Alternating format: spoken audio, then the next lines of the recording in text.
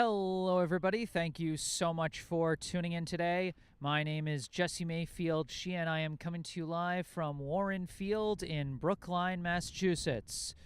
Here to bring you live coverage of today's high school varsity baseball game between the visiting Red Hawks of Natick High School and the hosting Brookline High Warriors. Well, fans, if you've been following my channel across multiple sports, you know that Brookline and Natick is one of my favorite rivalries to cover across all sports. Always a thrilling contest you can count on between these two Bay State Conference rivals. And I'm happy to say that for this, what should be another thrilling chapter in the rivalry, I'm not going to be alone for today's broadcast. Joining me on the mic here today, you know him, you love him. He's a frequent guest here on the channel as my color commentator today, Brookline High sophomore Sam Lowenstein. Sam, thank you for joining me here today. Well, Brookline going into this game 1-1 Natick in their inaugural game. And one interesting thing that, Jesse, we talked about before the stream here, last year on May 7th, when the Warriors won 3-1, the same exact pitchers were on the mound in that game as the pitchers that will be on the mound today. Nikolai Rabiner going up against Thurston Kiefer. Rabiner for the Warriors and Kiefer for the Red Hawks. So a rematch of a pitcher's duel and should be an exciting matchup today. Absolutely, Sam. Couldn't agree more. That one, a thrilling contest. Rabiner pitching a complete game in that May contest last year, allowing one unearned run on 3 hits and 3 walks with 6 strikeouts to earn the complete game win. Thurston Kiefer, who actually got the win in the first matchup between these two teams, pitching out of the bullpen in that April 2nd matchup in Natick last year that Natick won 12-6. Kiefer got the win out of the bullpen in that one with 2 1/3 shutout innings of work and 5 strikeouts. But then when he came here to Brookline, matched up against Rabiner, he had a strong outing himself, 6 innings, 3 runs allowed, only 1 of them earned on 5 hits, 1 walked, and 2 hit by pitches with 4 strikeouts. So like you said, Sam, a real pitcher's duel between these two. So could be the case again here today. Of course, Rabiner was engaged in a pitcher's duel last Wednesday in the season opener against Cambridge. Pitched 5 innings, giving up 1 unearned run, but ended up the losing pitcher on record as his team fell behind 1-0 off that 1 unearned run, and then the game got away from them in the last 2 innings, ended up losing that 12-2. But Brookline did come out with a nail-biting 4-3 win on the road against Waltham last Thursday. That's got them at their 1-1 record. Natick, as you said, opening their season here today. Folks, reminder, if there's anything you'd like to say throughout this broadcast, we encourage you to say it in the live chat here on YouTube or by sending me an email. You can see my email in the bottom right corner of your screen. And be sure to check out the description section of the video down below where you can find the link and phone number for our local charity spotlight for today, the Brookline Community Foundation. For over 100 years, the Brookline Community Foundation has been a trusted partner, supporting Brookline by investing in organizations and initiatives that help create opportunity and promote equity for everyone who lives, learns, works, and plays in our community. Among the foundation's many grant programs is the BCF Scholarship Fund for Brookline High School, which provides graduating BHS students with scholarships to help fund post-secondary education. Your help is crucial to supporting Brookline youth as they embark on the next steps in their educational journeys. Visit brooklinecommunity.org or call 617-566-4442 to learn more about the BCF Scholarship Fund for Brookline High School and how you can make a difference right here in Brookline. Once again, that is brooklinecommunity.org or call 617-566-4442. All that information, like I said, down in the description section down below. But now as Natick continues warming up out here on the field before we get ready to get this one started, let's go through the starting lineups for these two teams coming into today. And we'll start with the visiting Natick High Red Hawks. Leading off for Natick today, the center fielder, number 2, Luke Doherty. Batting second, the left fielder, number 50, Braden Homer. Batting third, the right fielder, number 5, Jack Weirman. Batting cleanup, the catcher, number 7, Alex Jakes. Batting fifth, the third baseman, number 11, Gavin Weddle. Batting sixth, the shortstop, number 22, Cam Gobeil. Batting seventh, the pitcher, number 16, Thurston Kiefer. Batting eighth, the second baseman, number 8, Landon Sullivan. And batting ninth, the first baseman, number 18, Henry Kinchla. That's the starting lineup for Natick. And now here is the starting lineup for the Brookline High Warriors. Leading off for Brookline today, the designated hitter, number 9, Connor Fitzgerald. Batting second and playing second and wearing number 2, Hugh Bolinger.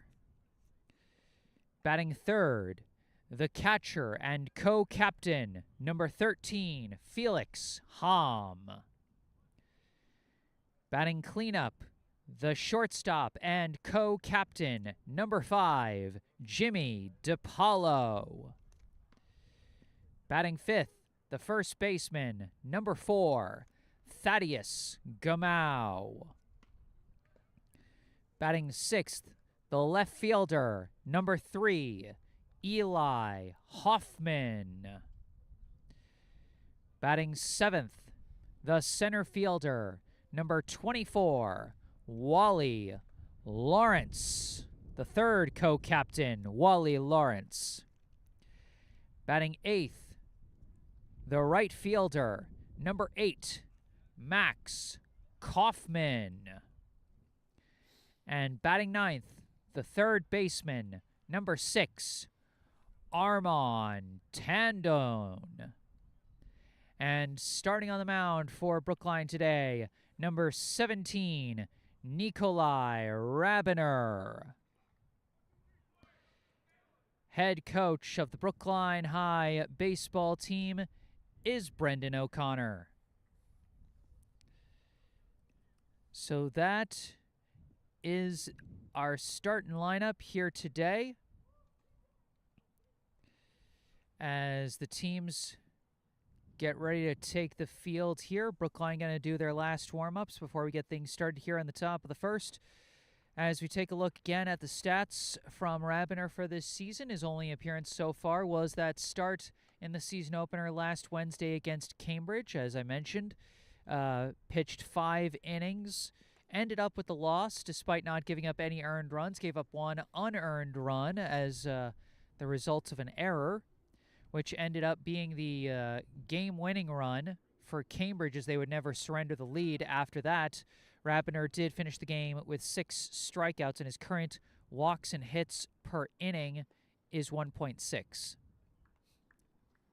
So he's, off to a strong start to the season despite ending up with the loss. Due up for Natick here in the top of the first. At the top of their order will be Luke Doherty, Braden Homer, and Jack Weirman.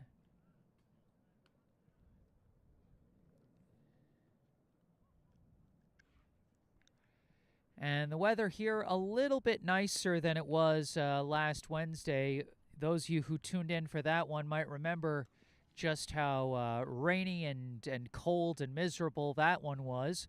It's still chilly out here today. We still, got some relatively lower temperatures and some wind chill. It might even be lower temperatures than it was last Wednesday, but without the rain and with the sun out, less cloud cover, it definitely feels warmer. And I'm also dressed a little warmer because I am not going to underestimate the New England cold again after last Wednesday, let me tell you. Well, 100%. It is a cold day, but it's a good day for baseball. Sunny outside, and it should be awfully interesting here between the two sides. But getting to Luke Doherty, center fielder number 2, and in one of the last games, correct me if I'm wrong, he had against Brookline. In one of the games against Brookline last year, he went 1 for 4 with a walk, a stolen base, had 3 runs incredibly, and an RBI. And then the other game, he was 0 for 2 with a walk, a stolen base, and a run. So the kind of guy that if he can get on base, he could be a menace on the base pass. Absolutely. You got that absolutely right, Sam. That first game was the 12-6 game that Natick won over Brookline in Natick last April. The second game where he went hitless but scored Natick's only run was the game against Rabiner. And the first pitch of today's game is going to hit the zone for strike one. Well, Rabiner, the key's just going to be for him whether he can just consistently throw strikes. I mean, shouldn't be an issue for him, but if he continues this good command, Brookline should be set in this game. Misses that one low, 1-1. Now the count to Doherty.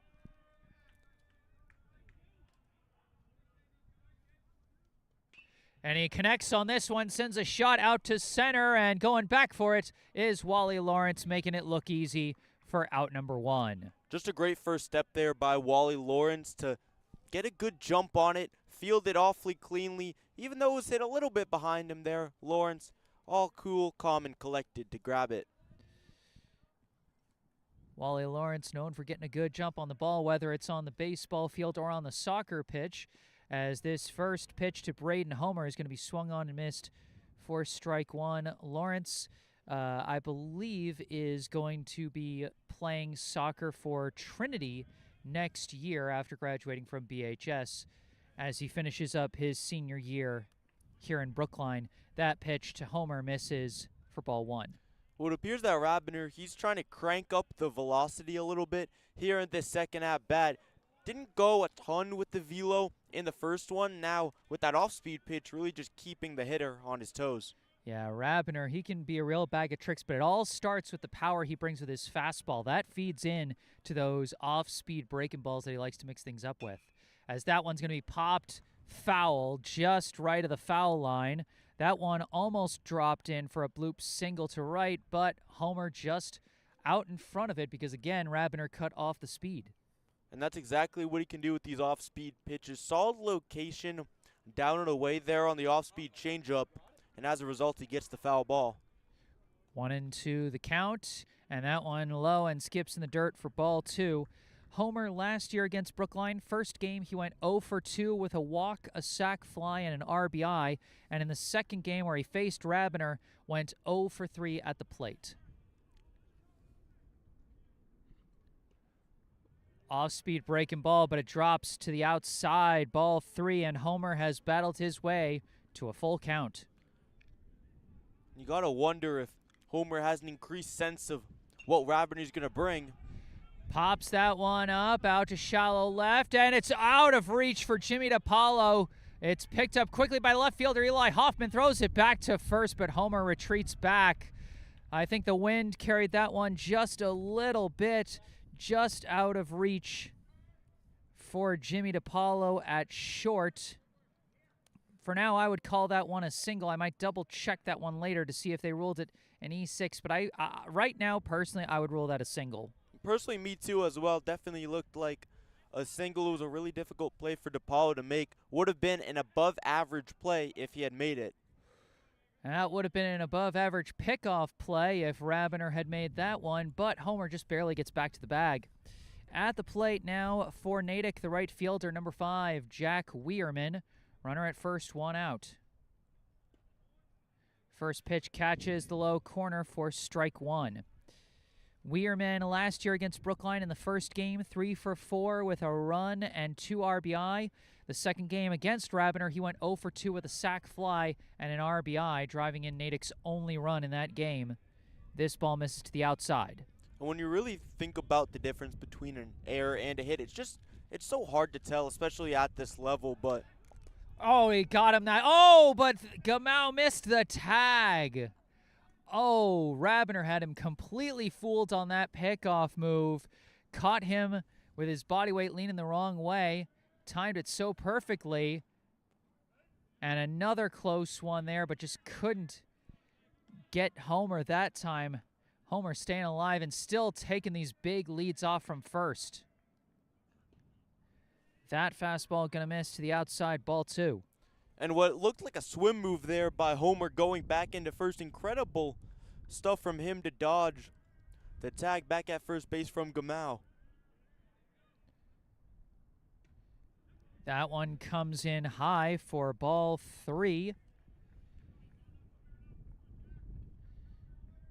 Rabner's got to be careful, not focus too much on the runner, or else he'll give a free base runner here, now behind in the count. And golfs this one out to right field. Kaufman back for it. He's got the catch. And that'll be out number 2. And a great job there by Rabiner to battle back in the count despite the 3-1 count there. He's able to just locate his pitch well on 3-1, down and in, and get the pop-up, jamming the hitter. Now coming up with 2 down and a runner at first, the catcher, number 7, Alex Jakes. Another pickoff throw, and again, Homer dives back safe. It's been an intense battle at first base between the Brookline hurler and Natick's first base runner of the day.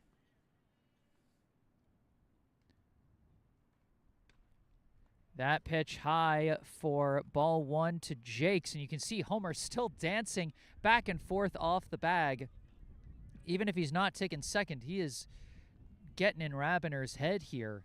He's getting in his head, and also Rabiner doesn't have the highest level of confidence because of the fact that he's able to get back. And that time Homer gets down to second on the wild pitch. And from this point here, that could potentially be a blessing if Rabiner is able to turn this into a way to focus in on the hitter. And hits the zone immediately for strike 1. Just a solid first pitch, Rabiner. He's been trying to go with these pitches inside, low and in, whether it's low and inside, high and inside. That time, just the power pitching. And that's what we talk about so much. So important that he establishes that fastball. It can really set up everything else. 2-1 the count as this one fouled off, and Rabiner, after having some trouble with control early in this at-bat, finding the zone and getting back to a pitcher's count at 2-2. And you said it could be a blessing in disguise. The fact with the runner, Homer, being on second definitely takes the distraction out of the picture, although he's still trying to distract him from second. He's still giving him a look, but he's not, he's not thinking about the strategy of the pickoff move as much as he would at first base, so his mind can stay a little more focused at the plate. That breaking ball drops in the zone, and after the wild pitch, it's 3 straight strikes from Rabiner to finish the inning. Well, he's been working the inside pitches this first inning, and that's exactly what happens there. It pays off. He's able to pinpoint it up and inside. Whether it was low and inside, high and inside, he kept working it, and that's how it ends. No score after the top of the first. Brookline will have their top 3 hitters, Fitzgerald, Bolinger, and Hom, coming up here in the bottom of the first as they'll face off against the Natick pitcher, Thurston Kiefer. And again, this is the same exact starting pitching matchup as we had in the 3-1 Warriors win last year between the two sides. Absolutely. That one between Rabiner and Kiefer ended in a win for Rabiner by a final score of 3-1. Both pitchers pitching the entire game. Brookline putting together a late 3-run rally in that one, thanks in part to some defensive mistakes on Natick's part, as 2 of the 3 runs that Kiefer allowed were unearned. In that 3-1 ball game, only 1 run out of those 4 was actually earned for the pitchers on the mound. So we saw a strong start from Rabiner. I wouldn't be surprised if we saw a strong start from Kiefer, but the Brookline hitters are going to be wanting to do something about that. Oh, 100%. You never know, but I definitely feel this one could shape up to be a pitcher's duel. You look at it, the last 5 games between Brookline and Natick, Brookline averaging 4.8 runs per game, Natick 5.6. So, yes, there's been some high-scoring games in there, that first game that the two sides played last year, but definitely a fair share of pitcher's duels as well, and this one definitely could be one of those. Absolutely. All right, warm-ups are almost done.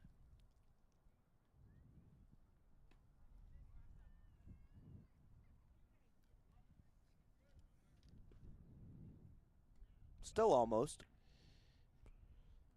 And now at the throwdown second, they're about ready to get this one going.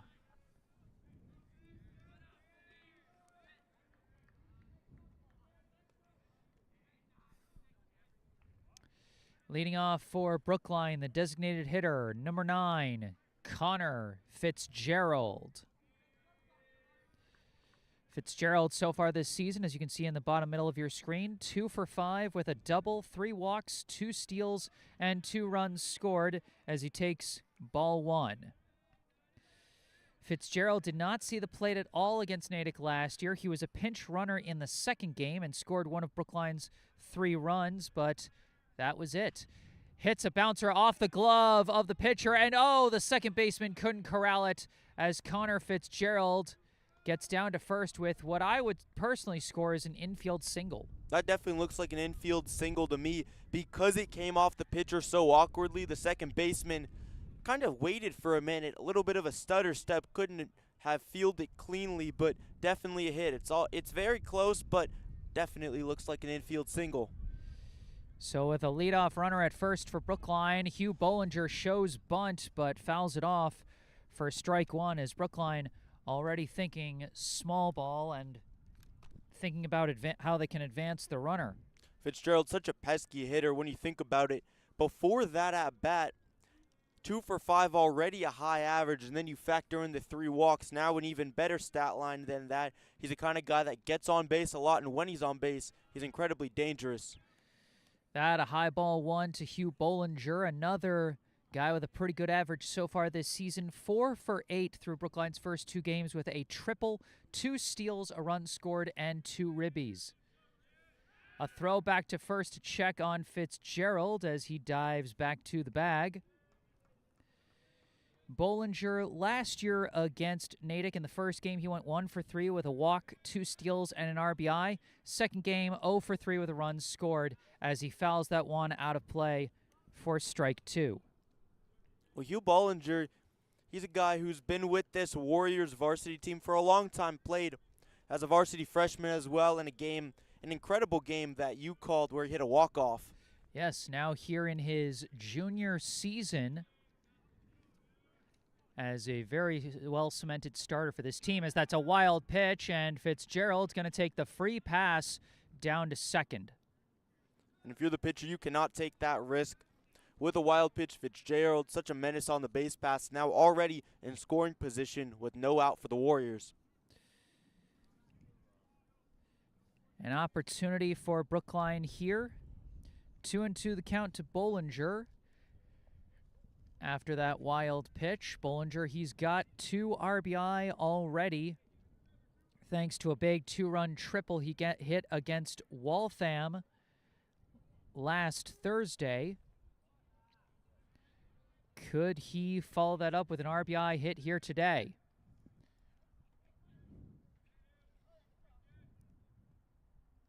And he slices that one, gonna stay playable. The first baseman's under it for out number 1. Near collision on the base paths there, but everyone is okay. Bolinger slowed down, all as well on the base paths there. But you look at Bollinger's stats, in that second game against Natick, Brookline's 3-1 win. Even though he didn't have any hits, he still got a run. And it shows with a guy like that, he can still make things happen even on an off day. Now at the plate for Brookline, the catcher, number 13, Felix Hom. First pitch, low and in for ball 1. Hom off to a slow start through the first 2 games. 0 for 8 at the plate. Was arguably Brookline's top hitter last year, but starting out slow this time. That pitch hits the zone for strike 1. Solid low and away fastball there.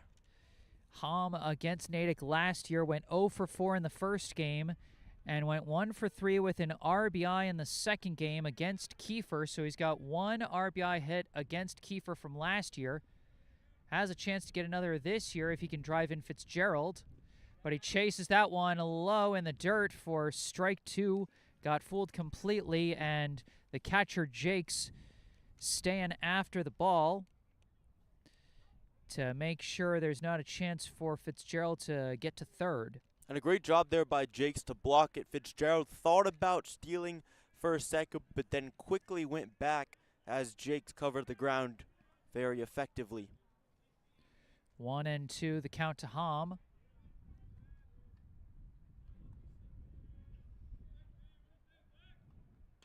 Hom hits a bouncer over to short, chase down off the glove. That's a long throw. He's not even going to attempt it, as Hom is going to leg that one out. Again, a bit borderline, but for right now, I would call that another infield single. Just a solid job there by Hom. Hom will play at Vassar next year. We'll play baseball there, and now a pinch runner coming in. Courtesy runner for Felix Hom is going to be number 29, Bryce Hellendrung. As coming up to the plate for Brookline, the shortstop, number 5, Jimmy DiPaolo. Runners at first and second with one out here in the bottom of the first. First pitch to DiPaolo, high for ball 1. DiPaolo so far this season 2 for 7 with 2 steals, 2 runs, and an RBI.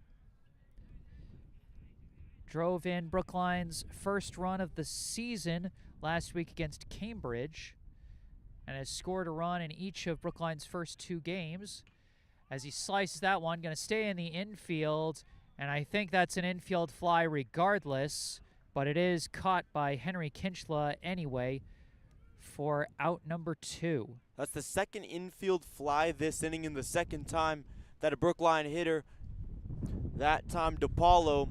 Similar result with Bolinger before, although Bollinger's was more over towards first base. Second time that the pitcher has been able to jam them, though. Solid stuff from Kiefer. Wind gusting a bit out here in the bottom of the first. At the plate for Brookline, the first baseman, number 4, Thaddeus Gamau. Swings and misses at strike 1 there. Gamau so far this season, 1 for 6 with a walk and a steal. Well, the thing about here at Warren is it may not be skyline with the level of the wind, but it sure does get gusty. That pitch gonna miss for ball 1. 1-1, the count to Gamau. Fitzgerald, the lead runner at second. Hellendrung, the courtesy runner at first.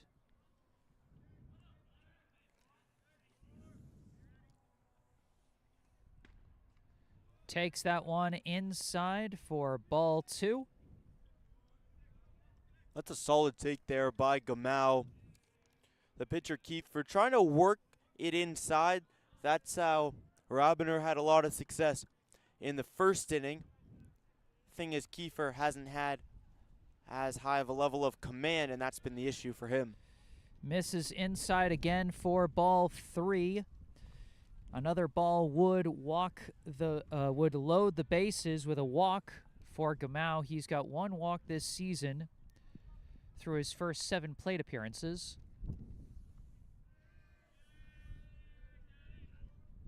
And Gamau lines a shot, but it's right at Kinchla as he snags that one. He catches all 3 outs for Natick in the bottom of the first. And at the end of 1, no score here at Warren Field. YouTube. And on all 3 outs, Kiefer jamming the Brookline hitters. I mean, that time Gamau didn't even look jammed. It looked like solid contact. It just happened to be right at the fielder. You know, like if a ball like that is just, you know, a little bit more to the left or the right, that could have gone into the outfield. Might have driven in a run. That is true. Could have been a solid opposite field shot, but regardless, a solid job by Kiefer to work his high velocity pitches so the Brookline Warriors hitters are so late on them. And even though Gamau wasn't particularly late, he was able to get the barrel to it. Still a tough hit to get. Absolutely. Well, both teams strand a runner in scoring position in the first inning.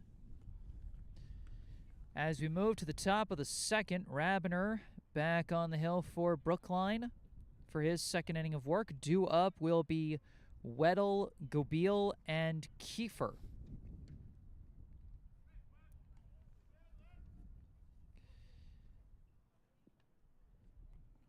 Should be interesting to see how Kiefer does against Rabiner, the pitcher versus pitcher matchup. Yeah, and the only pitcher versus pitcher matchup that we're going to be getting, as Rabiner typically does not hit for Brookline. Leading off for Natick here, the third baseman, number 11, Gavin Weddle, as he takes strike one, and the wind continues to gust out here. Weddle appeared in the second of the two games against Brookline last year, did not play in the first. He went 0 for 3 against Rabiner in that second game, as that ball skips in the dirt for ball one.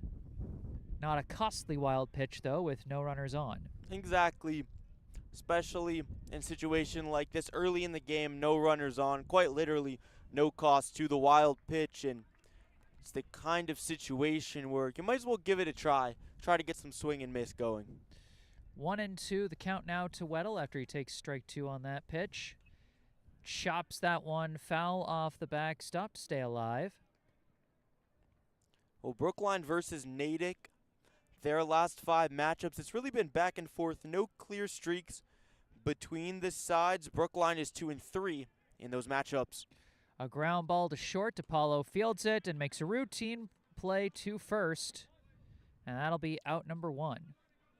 Solid pitch there from Rabiner, and another good play from Jimmy DePaulo there. He makes up for the pop fly that he was not able to grab. Would have been an incredibly difficult grab, though, especially going into the sun and with the windy day that it's been.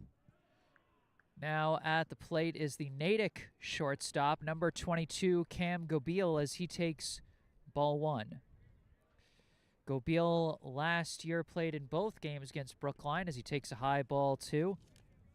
In the first game, Gobeil 1 for 3 with a walk, a sac bunt, a steal, 2 runs, and an RBI. And the second game, a plain 2 for 3 as he takes strike 1 that time. Effective pitch there from Rabiner, and that's going to be the key for him throughout this game. If he can establish the fastball and throw it for strikes, good things will happen. And he throws another fastball for another strike. Now got a pitcher's count at 2-2.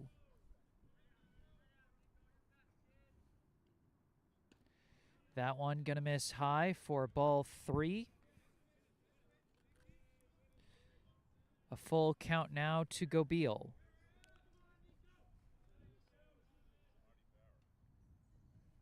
Swing and a miss. Caught him chasing the high heat, and that's strike 3.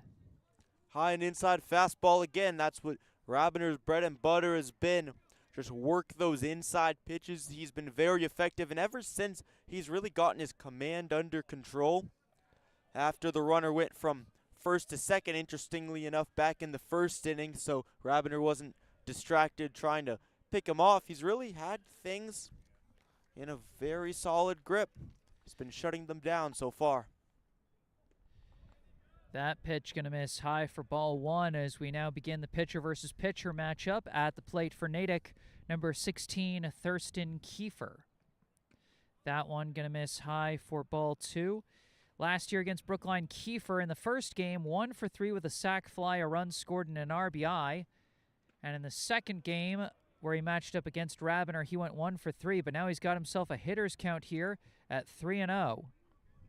And a very interesting matchup because, again, Rabiner does not typically hit.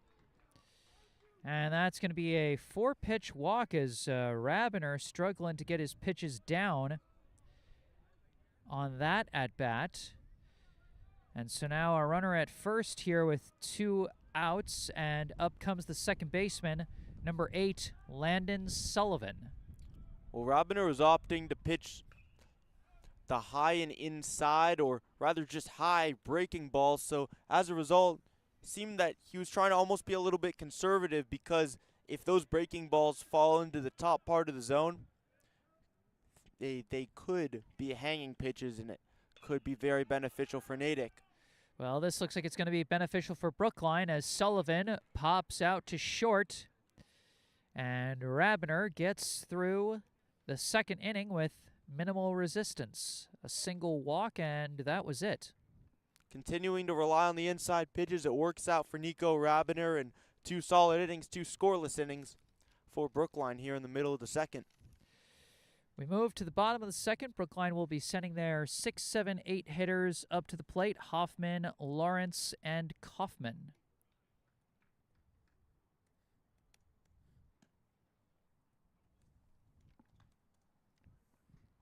We look at these hitters for Brookline about to be coming up here with Hoffman coming up in the first game last year against Natick. He was 0 for 3 the hit by pitch, and then in the game after that, he went 0 for 3 without any walks or hit by pitches or anything of that nature. So potentially a little bit of a redemption game here in this one for a very formidable player for the Warriors. Then you look at Wally Lawrence. In the first game, he did not play. Second game, 0 for 1 hit by pitch and also had a sacrifice bunt. And then Kaufman did not play in either one of the games. Yeah, Max Kaufman, a guy who was kind of buried on the depth chart last year behind a lot of strong outfield hitters for Brookline. They had just a really crowded outfield situation last year. A lot of talented guys that they knew could hit pretty well and just didn't have space to fit them all into the lineup. Kaufman, after a strong summer season, for those of you who follow my 18 and under summer baseball streams, you know Kaufman, what a strong hitter he can be at that level. Now here against a higher level of competition, trying to establish himself as a proper member of this Brookline high batting order. But as they finish up the warm-ups, first to come up to the plate will be the left fielder, number 3, Eli Hoffman. Hoffman so far this season 0 for 4 with 2 walks and a steal. First pitch is going to miss for ball 1.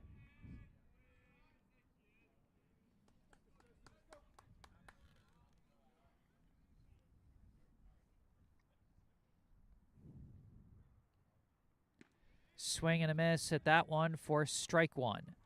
That second pitch, Kiefer revving up his fastball velocity compared to the first one. And that's an interesting thing. We've seen Rabiner do it as well. Start out a little bit slower and then gear up the strength on the second fastball. Tries to bring it with another fastball but misses it high for ball 2. 2-1, the count to Hoffman.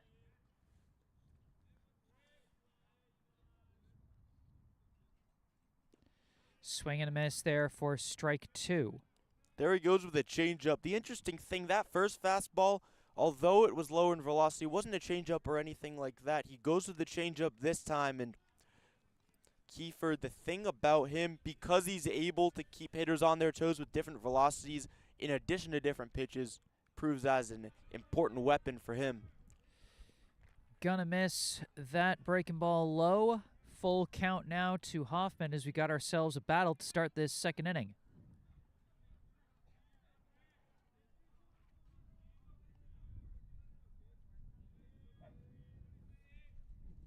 And Hoffman, with the patience, he fights his way to a leadoff walk. Kiefer is trying to go with the breaking balls late in that at-bat. Back-to-back curveballs in the dirt. Didn't work out for him, and great discipline from Hoffman. Now up at the plate, the center fielder, number 24, Wally Lawrence. First pitch low and in for ball 1. Lawrence so far this season, 1 for 6 with a run scored. As I believe he got the scoring started for Brookline against Waltham last Thursday. Now up with a runner at first. And he takes strike 1 there. This is the second straight inning that Brookline has gotten their leadoff runner on base. Last inning, they got 2 runners on, but left them stranded. We'll see what the bottom of the Brookline order is able to do with a leadoff runner on base here in the second inning. Lawrence hits a chopper. That's going to go through the gap into right field. Wally Lawrence with a clean single through the gap. And I'll tell you what, Sam, I think the fact that Hoffman was on first kind of aided in that one, because the first baseman might have been in the spot of that grounder had he not been covering first base. Oh, 100%. That's what it looked like. The second baseman was in kind of an awkward spot, same as the first baseman. As a result, the grounder is just able to trickle through, and a great hitting job by Lawrence. First and second with nobody out. Max Kaufman shows bunt, but pulls back as that one's going to miss low and away for ball 1. You mentioned, Sam, how Kaufman didn't get a chance to bat against Natick last year. So far this season, he is 2 for 6 with 2 steals and an RBI. Getting an RBI for Brookline against Waltham last Thursday to help them get their first win. Shows bunt again, pulls back again outside ball 2. This is the mental battle that comes up when a team is showing sack bunt. You know, the defense wants to see if you can trick them into a mistake. But so far, Kaufman disciplined at the plate. Oh, 100%, Jesse. This is the second time that a Brookline hitter has shown bunt. First, Hugh Bolinger did in the first inning, and now Kaufman. Pulls it back, and another miss. And Kaufman has got himself a 3-0 hitters count here. And you wonder if maybe you just pull the bat back here and see if the pitcher misses again and loads the bases. Or potentially show bunt to add to the mental game. Although that would be awfully unorthodox if you were to do that. That one does hit the zone, a close one there, but it is a 3-1 count. And now it's still a 3-ball count. Do you give your hitter the green light to swing, or do you have him show bunt in this situation?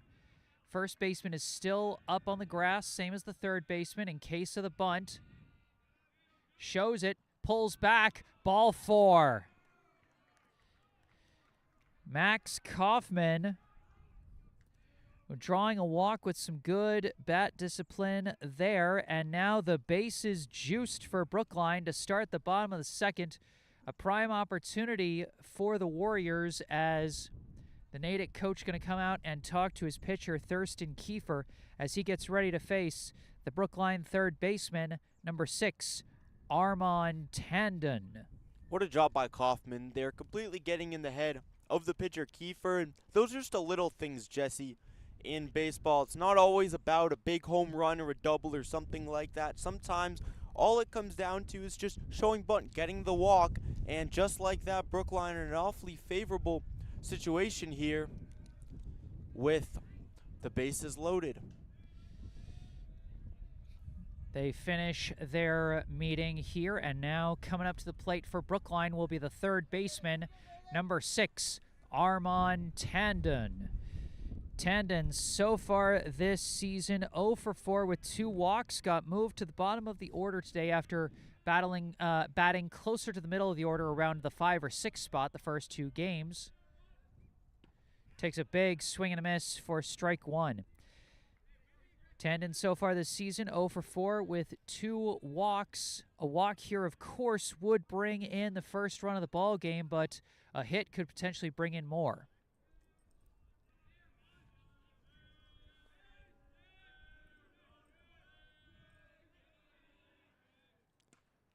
That one going to catch the outside corner for strike 2.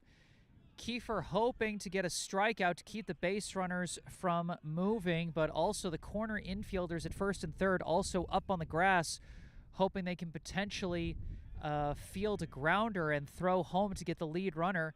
Middle infielders pulled back as the priority on a potential double play ball would be to go for that double play instead of going for the runner at home.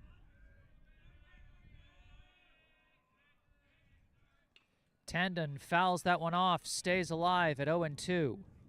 Kiefer trying to pound the strike zone with the bases loaded and as he looks to strike out Tandone potentially, or even get a double play. You never know. Hoffman at third, Lawrence at second, Kaufman at first. Tandon battling.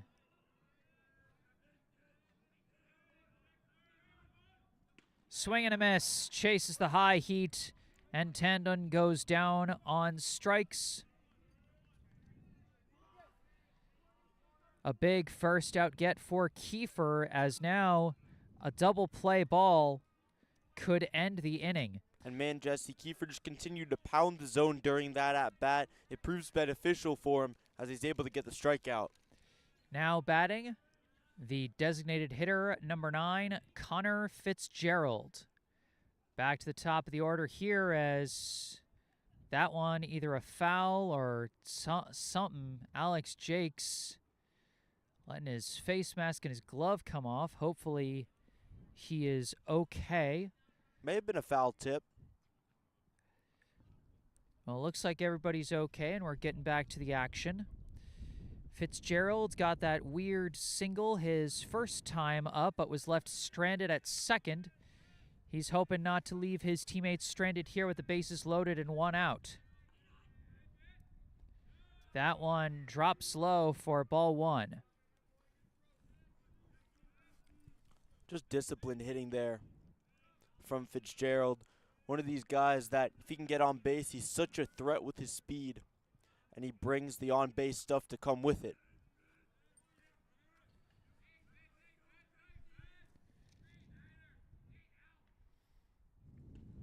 One pitch catches the zone, strike 2. Kiefer not afraid to throw strikes in this situation. And a second straight strikeout could be huge for Natick here. And the infield in case. Well, the corner infielders in at least. Corner infielders are in, not the second baseman, interestingly enough.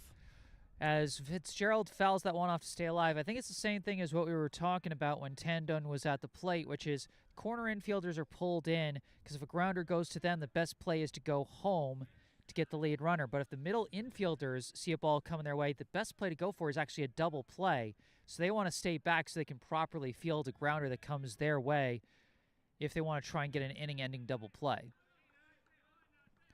1-2, the count to Fitzgerald.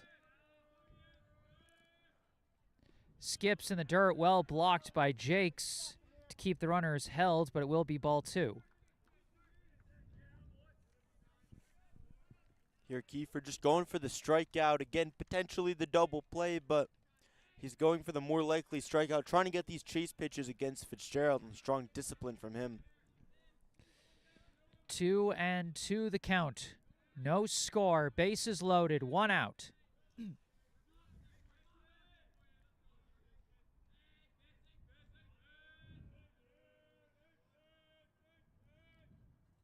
And Fitzgerald fouls that one off towards a nearby house. He'll stay alive at 2-2. Falls just in front of the house.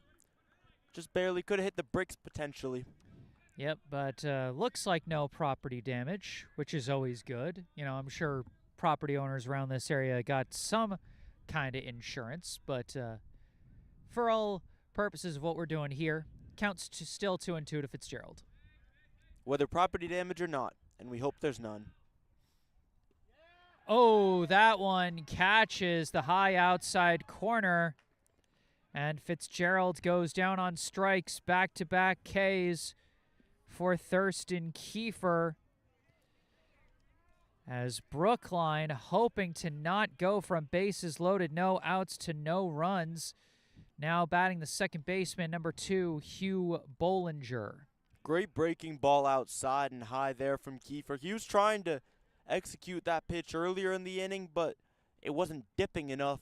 As a result, he struggled to command it, but that time it works out for him. And that first pitch does not work out against Bolinger, drops low and away for ball 1. Bolinger popped out to first his first time up. Now Brookline's last chance here with the bases still loaded here in the bottom of the second. And a much-needed opportunity here for Brookline. They're only averaging 3 runs a game in their first 2 games. The first one They lost 12-2 against Cambridge Ridge and Latin, a game that you covered. Nico Rabiner pitched great for 5 innings, but then things unraveled with the bullpen. That's going to be a low one for ball 2. And Kiefer's got to be careful. He's been pitching well the last 2 batters, but can't get overconfident and miss the zone just because he's 1 out away.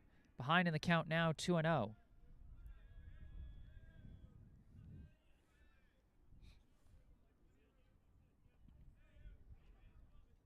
And Bolinger got all of this one. Launches it deep out to left center. Back. Oh, my God!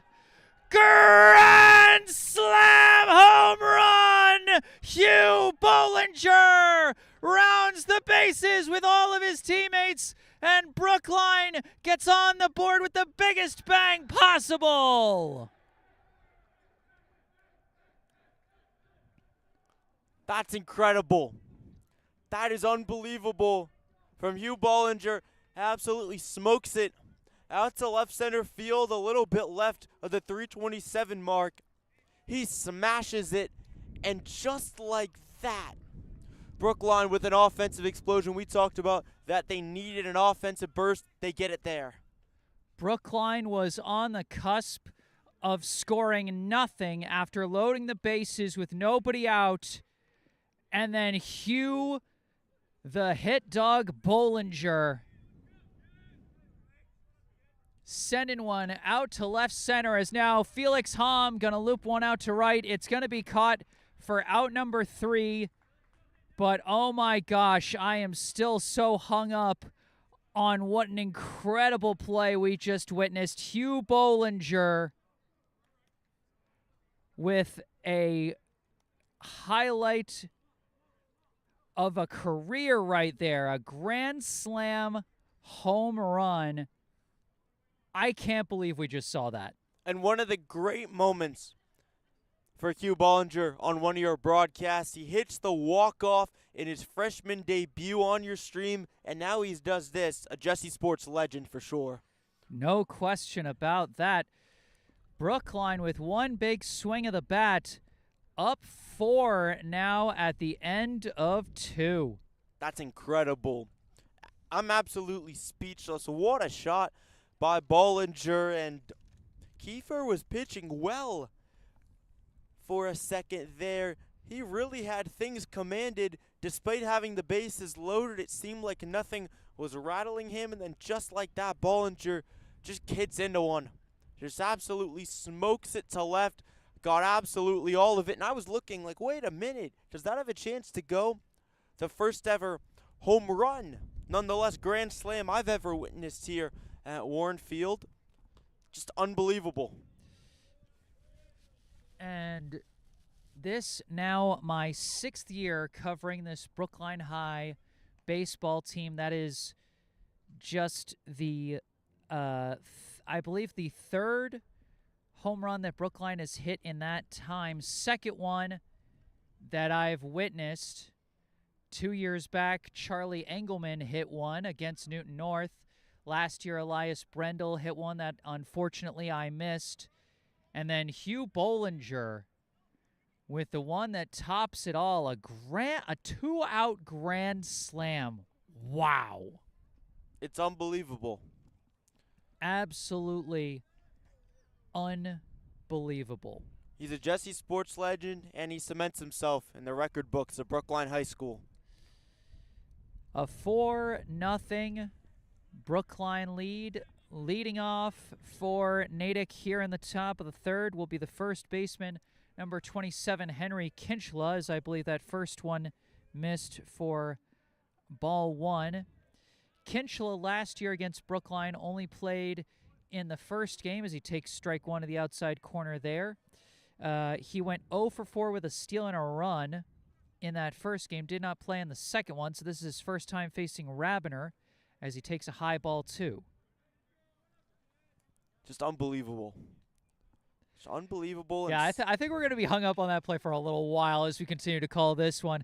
A high flying fly ball out to left, tracked well by Hoffman out there for out number 1. As now Natick will cycle back to the top of the order here in the top of the third with the center fielder, number 2, Luke Doherty. You bet, Jesse. We for sure will. And Rabiner keeping on with that momentum, pitching well and getting the first out against Kinchla. Boy, the way Rabiner's been pitching for Brookline the last season and the start of this year, if you can give him 4 runs, I mean, that's something he can really work with. 2-0 the count to Doherty as he misses the first couple. Doherty, his last time up, flew out to center. This one misses 3-0, and you wonder if Rabiner is thinking about how well Doherty hit that ball. It was tracked well by Lawrence, but got to get back in the zone, and he does with that pitch. 3-1 now the count. But again, as you just said, Jesse, the thing with Rabiner is if he can just command his stuff, 4 runs is really more than enough to work with for him. He only needed 3 runs from his team in this matchup against Natick last year. As Doherty going to draw the free pass, the payoff pitch missing high and in.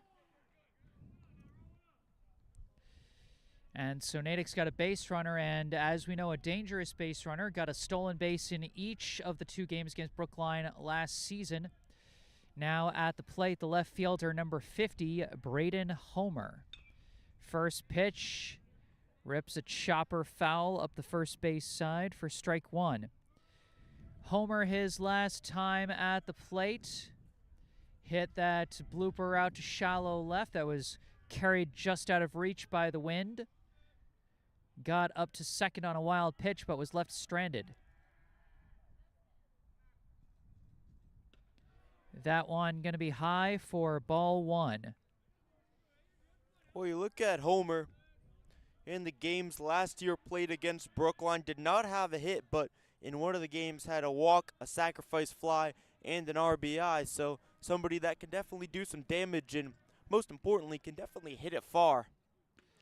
That one high again. Rabiner having some trouble with those high pitches as he tries to settle in here with a 2-1 count to Homer. Well, that's the thing with Rabiner. He can be so effective. It's just going to be a matter of location for him. Homer slices that one foul. Tandon trying to stay after it, but it's out of his reach, and it will simply be strike 2. That's a very long strike right over to the fans. I like that. We typically don't measure strikes by length, but that was a good description of that. I like that. 100%. That's how I think about them. These long foul balls. It's just a really long strike. A throw back to first, and Doherty gets back safely. Rabiner got close to picking off Homer back in the first inning, but Homer always got back safe, and then Doherty getting back safe that time.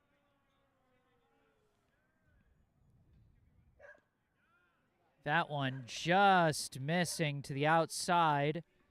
Ball 3, and our second straight batter with a full count this inning.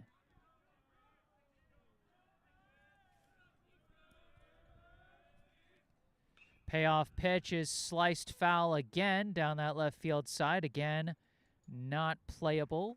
That's an even longer strike. Definitely further in terms of distance. Didn't stay in the air as long. Didn't stay in the air as long. You know what my question is? Do you measure strikes in terms of, when you measure strikes in terms of length, is it how high in the air do they go, how far, or the air distance? It's a good question. Well, whatever the category, that was a short one right there on that foul ball. That was incredibly short. I like to think that no contact is the shortest you can possibly hit it. The shortest possible strike is... Yeah, the shortest possible strike is a whiff or a looking strike.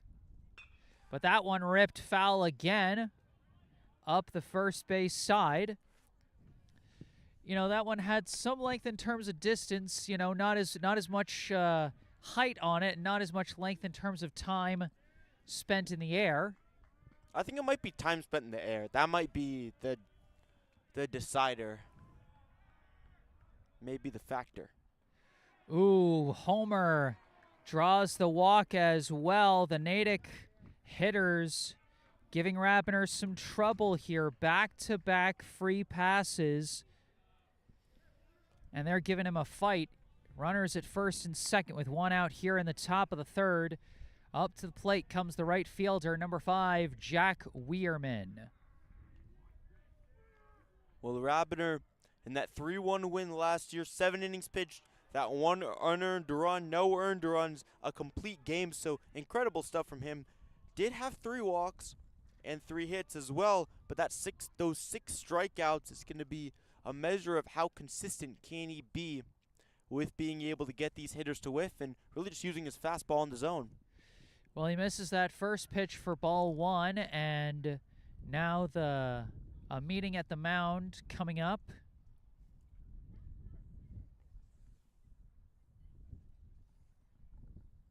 Gotta wonder if the pitch count's getting high, especially early in the year.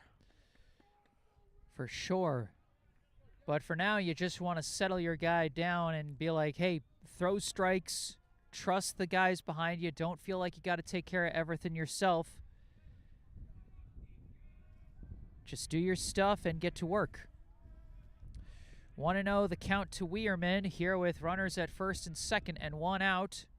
As that pitch is going to get away and both runners are going to advance.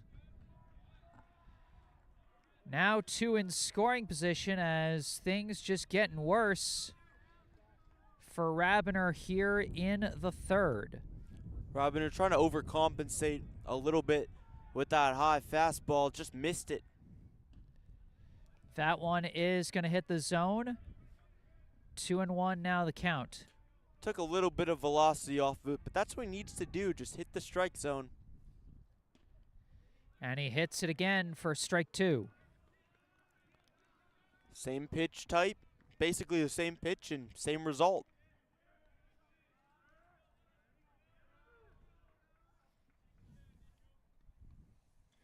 Ooh, caught him chasing the low one, but Weirman does get a piece of it and stays alive at 2-2. That's such a smart pitch from Rabiner in that spot. Low and away curveball, breaking ball after going with back-to-back fastballs in the zone. Perfectly tunneled.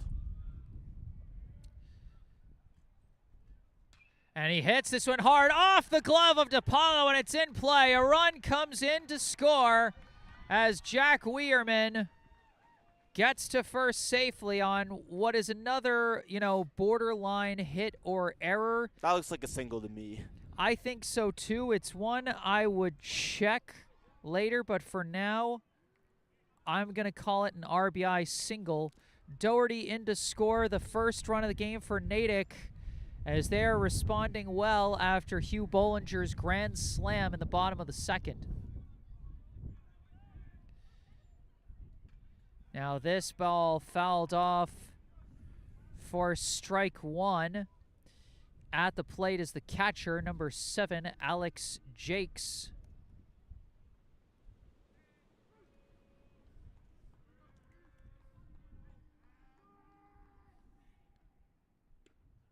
That's a strike, a throw down to first, and getting back safe is Weirman.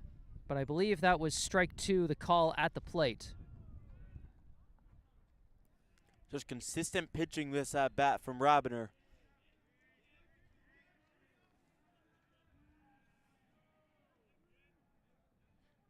And that one fouled off. Homer was trying to take off for third, but the foul ball sends him back to second. Well, Homer took a big, effective lead there, and he would have gotten in to third, most likely safely if it wasn't for the foul ball. Here he goes again.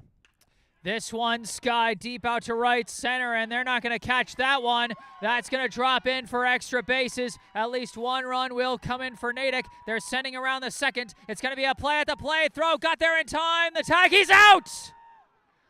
Only one run scores for Natick. Thaddeus Gamau taking the cutoff throw and gunning it home to get the runner out. In to score is Homer. Weirman out at home, and it will be an RBI triple for Alex Jakes. That's such a crucial play, though, by Gamal. What a play to gun it home perfectly. Incredible tag applied by Hom and saving a crucial run. That's a big difference, especially at this point in the game, especially for morale when you think about it. 4-2, that's a huge play, can get the spirits risen for Brookline, and 2 outs with only a runner on third could be a comfortable out potentially for Rabiner. Well, with the tying run now at the plate, still a big hit from Alex Jakes. Not sure if they brought in a courtesy runner, a little harder to see. That's what it looked like they did. Yeah, I'm sure they did. I just can't see who it is. But either way, the third baseman, number 11, Gavin Weddle, at the plate as that one hits the low corner for strike one. So 2 down, runner at third, 4-2 the score. As that one going to miss outside for ball one. Huge play from Kaufman to Gamau to Hom to rob Natick of a second run, as that's going to hit the zone for strike 2 to Weddle. Weddle, his last time at the plate, grounded out to short.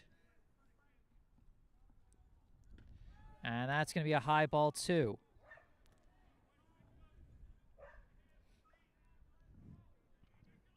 Pitcher's count still for Rabiner.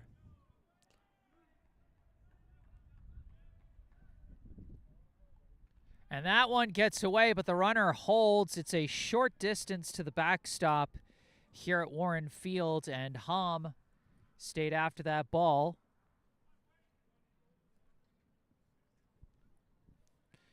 A full count now to Weddle, 2 down, runner at third. And, ball 4. Rabiner thought he had strike 3, but it's going to be a free pass down to first for Weddle, as the inning will continue for the Redhawks. Well, that was awfully close. Looked like it may have been a ball, but again, umpire has the best view, and that's the call on the field. Now coming up the shortstop, number 22, Cam Gobeil. Wouldn't be surprised if Weddle takes second here with runners at the corners. Brookline might be a little more focused on the lead runner at third, and certainly most focused on the guy at the plate. But Rabiner gonna make a throw down to first to start it off. Gobeil went down on strikes his last time up. First pitch gonna be low for ball 1.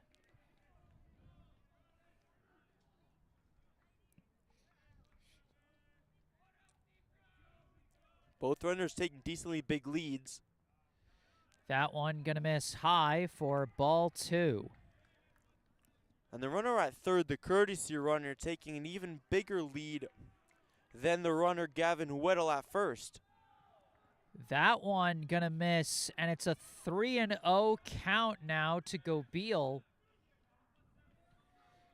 Rabiner just having himself a really rough inning here.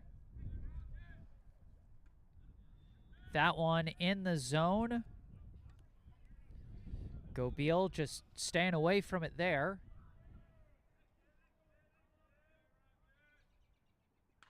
And he skies this one out to right center. Outfielders on their horse. Oh, Lawrence couldn't get it off the dive. And this is going to tie the ball game. Cam Gobeil with a 2-run double as Natick answers back in the top of the third. Valiant effort by Wally Lawrence in center field.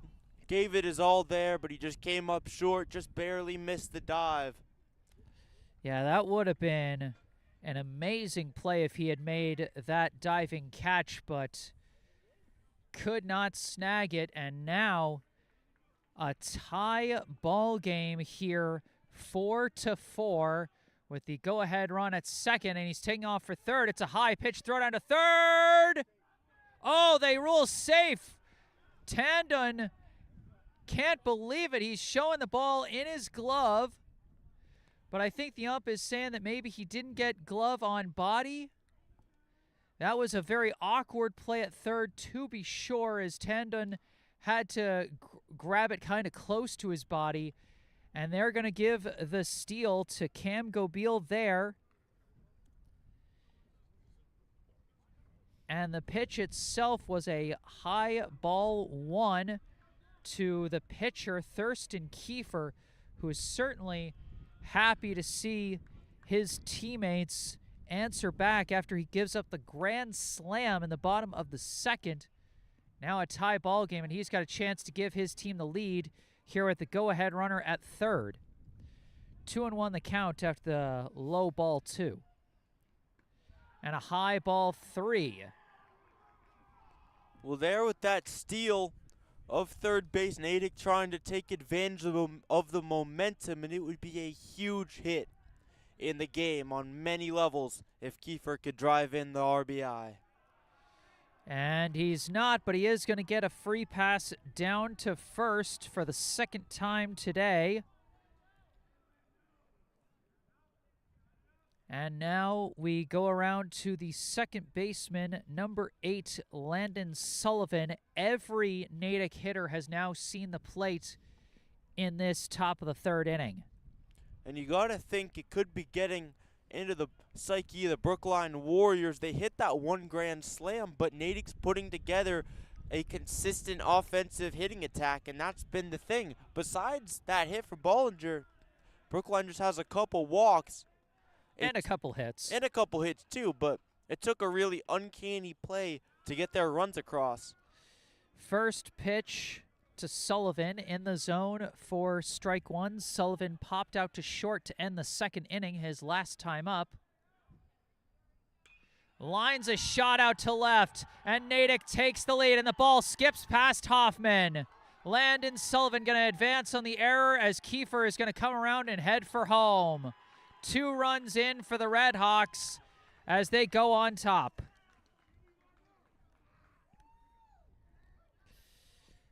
Scored that one a single and to second on an E7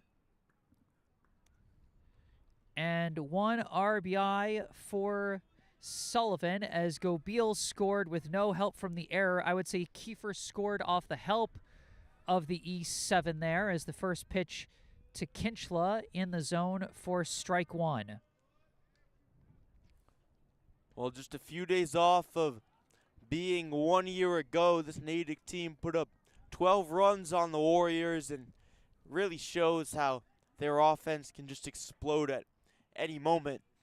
Kinchla pops this one up, and it's going to go over the backstop and out of play for strike two.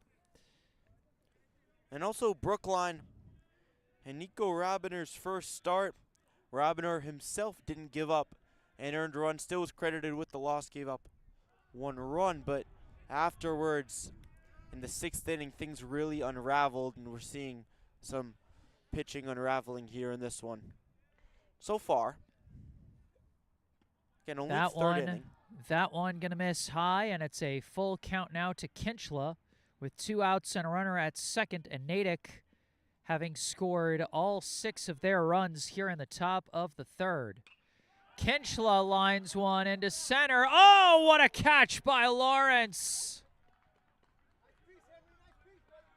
He wasn't able to make the diving grab earlier in the inning, but he makes that one.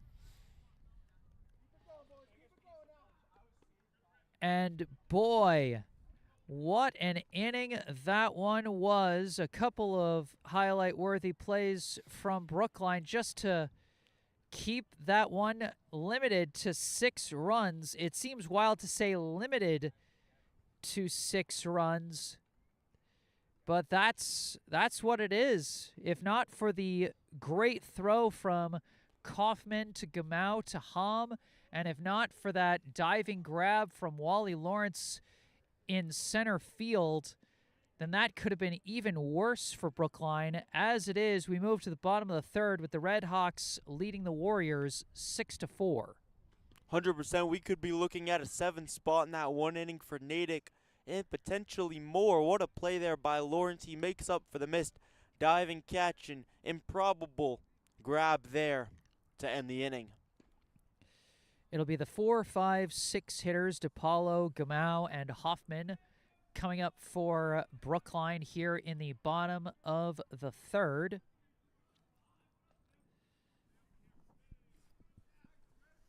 And I believe Kiefer is back on the mound for his third inning of work. After surrendering all 4 of Brookline's runs to one big swing of the bat, he is hoping to bounce back here in the third, and he starts with a breaking ball in the zone for strike 1 to DePaulo. And again, the important thing is this is only the bottom of the third inning. Brookline, with that grand slam from Hugh Bolinger, they're only down by 2. This is anybody's game.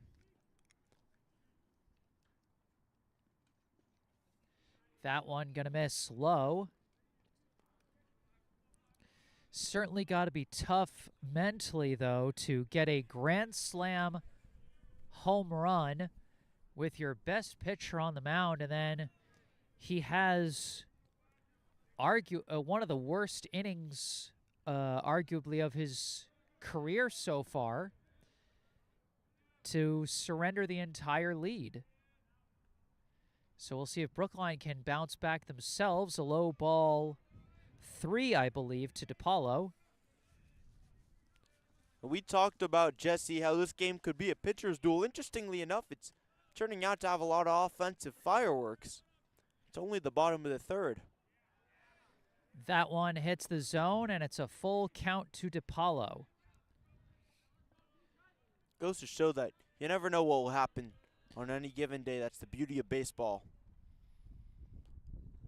That one drops low, and DePaulo opens the inning with a free pass to first. Brookline has gotten the leadoff runner on in each of the first 3 innings of this ball game. Now batting the first baseman, number 4, Thaddeus Gamau. We talked about this before the game. Really the beauty of it, that you never know what's going to happen. And 2 teams, they can have one result in one game, a completely different result in another. And we saw this last year. Brookline winning one of the games 3-1, losing to Natick 12-6 in the other. Completely different results.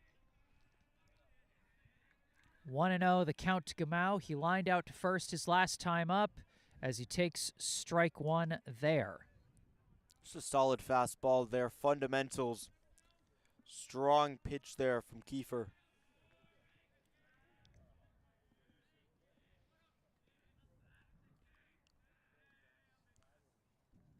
Gamau hits a hard grounder right to the second baseman. They flip to second for 1. On to first. Throw is high, but they get down in time to complete the 4-6-3 double play.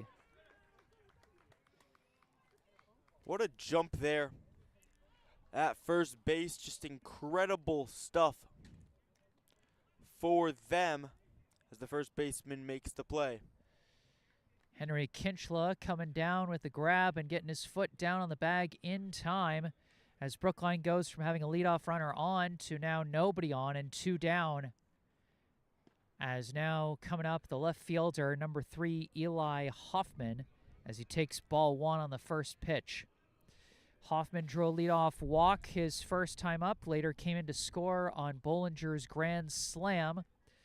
Takes strike 1 that time.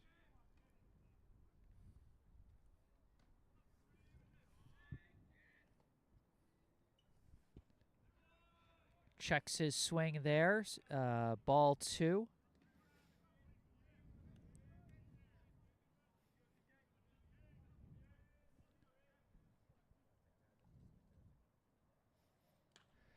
Golfs that one, foul and out of play, strike 2.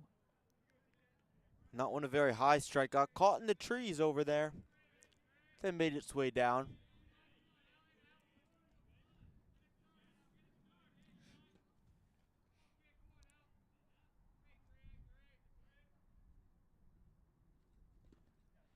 That one gonna miss as well. Full count now to Hoffman. And a good job here by Eli Hoffman this at-bat to work it full, trying to get some momentum for the Warriors. That one gonna miss. Eli Hoffman with the discipline at the plate draws the walk and keeps the inning going for Brookline. Now coming up, the center fielder, number 24, Wally Lawrence. Well, Kiefer there going for the low fastball against Hoffman. Just missed it a little bit down low. Almost looked like a sinker.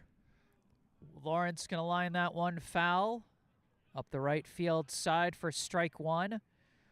Lawrence's last time up hit a single through the right gap and later came in to score on the grand slam.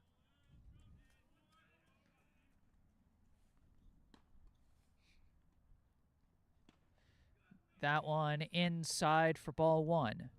Wally Lawrence also had the incredible diving grab to end the top of the third inning, preventing potentially more runs from coming home after the sixth spot by Natick. Lawrence chops that one foul and out of play. 1-2 the count. 2 down, runner at first here in the bottom of the third. Natick leading Brookline 6-4.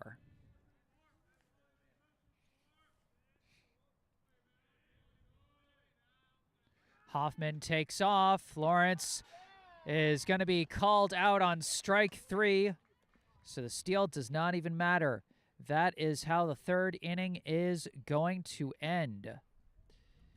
Through 3 in a wild one here at Warren Field. The score, the Natick Redhawks 6, the Brookline Warriors 4.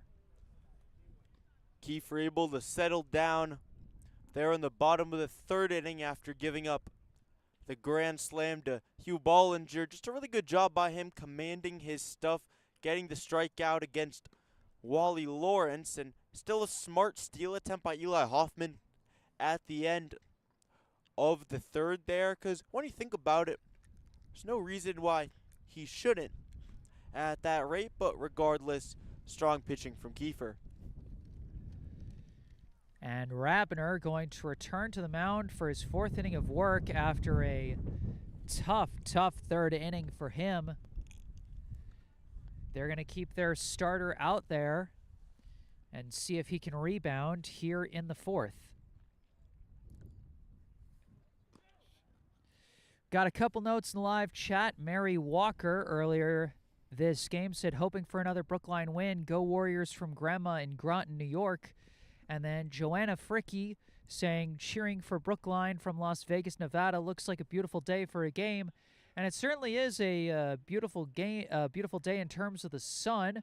I would certainly like the temperatures to be higher or for the wind to be less chilly. But aside from that, yeah, absolutely beautiful day for baseball. Couldn't agree. Definitely looks Couldn't like agree one. more. First pitch to Luke Doherty is going to hit the zone for strike 1. Last inning, Doherty drew a 1-out walk and later came in to score the first run of what turned out to be a 6-run inning for the Redhawks. He fouls that second pitch out of play. He's quickly behind 0-2 in the count. That one going to skip in the dirt for ball 1. Robiner there going to his breaking ball. Pitched a lot of high and inside pitches earlier in the game. Goes with a high pitch there to get the strikeout. He does get strike 3 on that high and outside ball. Got Doherty chasing for a quick out number 1.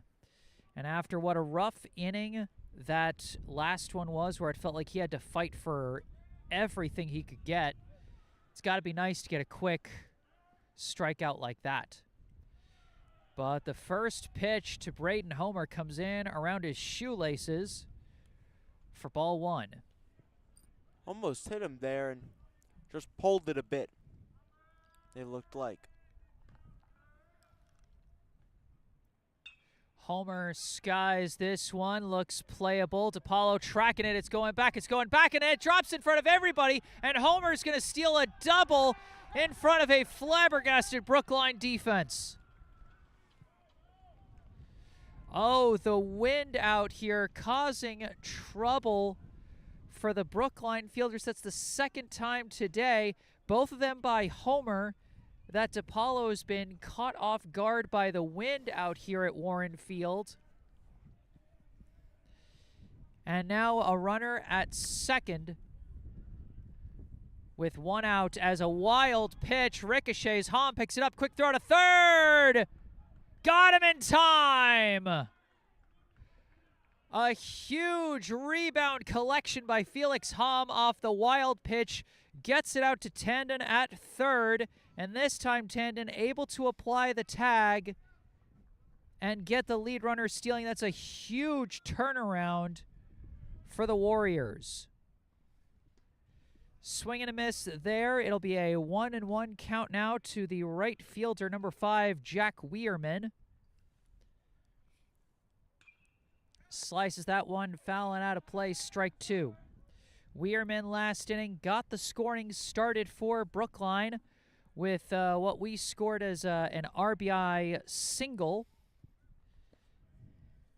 And then later he was thrown out at home. Slices this one, fouling out of play as well, as he stays alive at 1-2.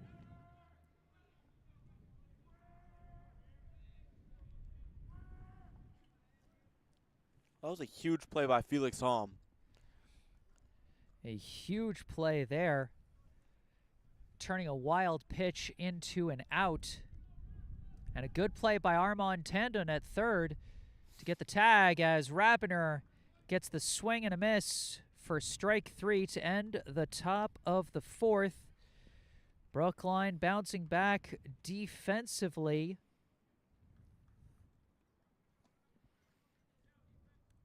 As they escape that inning with no damage. But they still trail going into the bottom of the 4th, 6-4.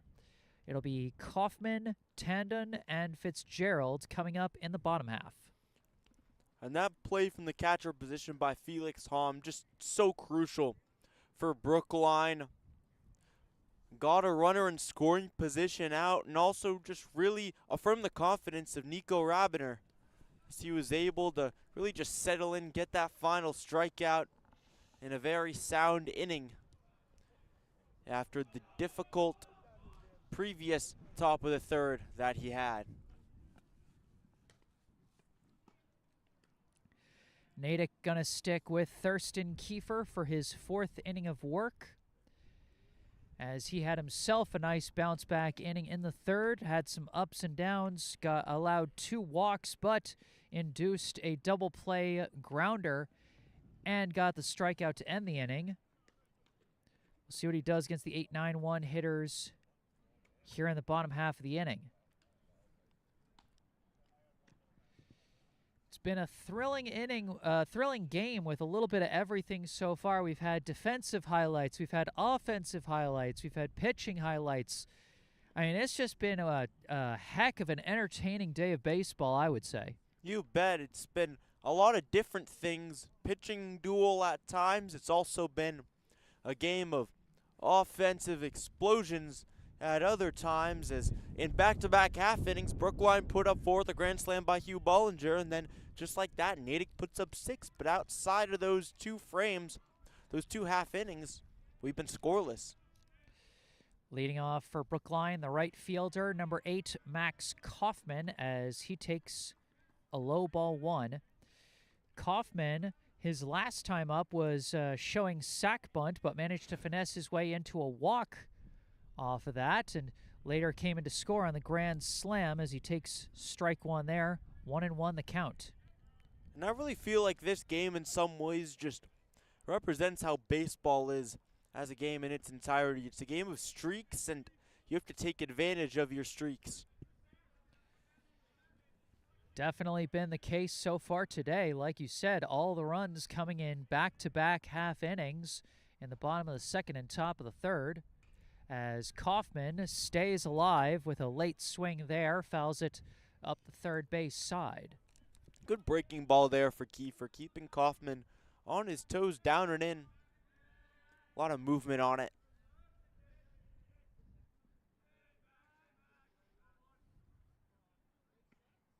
That's going to be a high ball 2. They're going back to the fastball, trying to rev it up, but disciplined hitting from Kaufman. That one drops into the low corner for strike 3 as Kiefer gets the first out of the inning. Great tunneling there from Kiefer. Goes with the high fastball on the pitch before, and then more or less same placement, a little bit off in terms of the positioning, but this time he goes with the breaking ball. It starts out high and then it just drops down, and Kaufman thinks it's going to drop down below the strike zone, but it ends up still ending a strike. High ball 1 to the third baseman, number 6, Armand Tandon. Tandon went down on strikes his last time up. Big swing and a miss there for strike 1. Kiefer with 4 strikeouts so far this game after that K on Max Kaufman.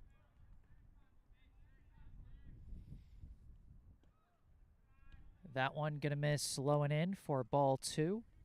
And he's really settled in ever since that big Bolinger grand slam. At the beginning, he struggled with location. Brookline was able to get some base runners here and there, but these last couple innings, he's looked awfully dominant. 2-2 the count now to Tandon.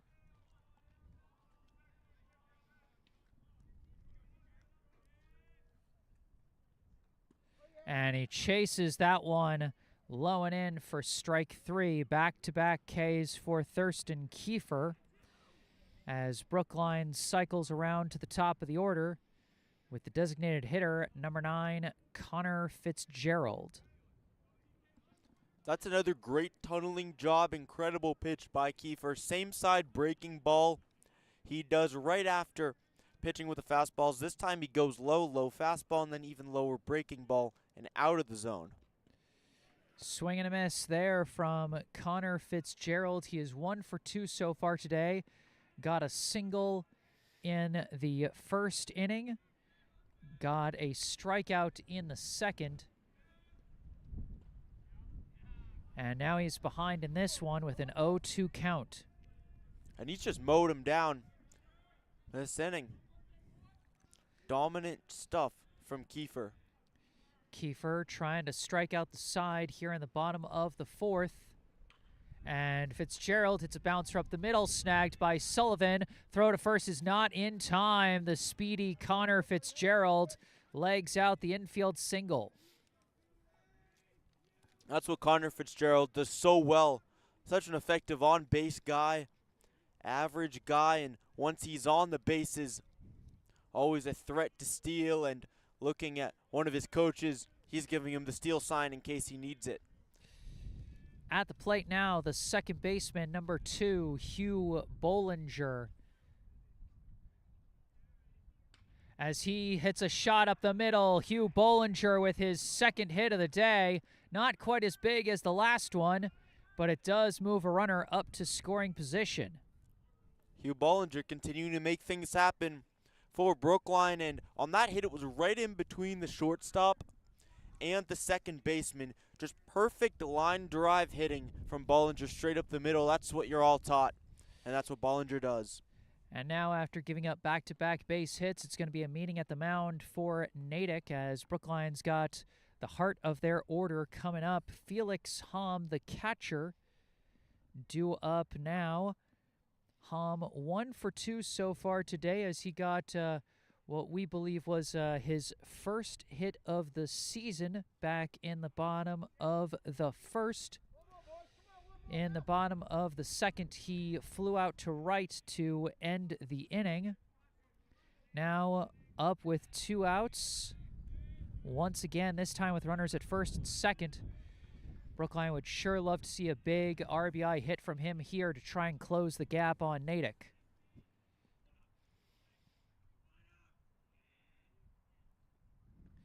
That first one skips in the dirt, but well blocked by Alex Jakes behind the plate there. It'll simply be ball 1.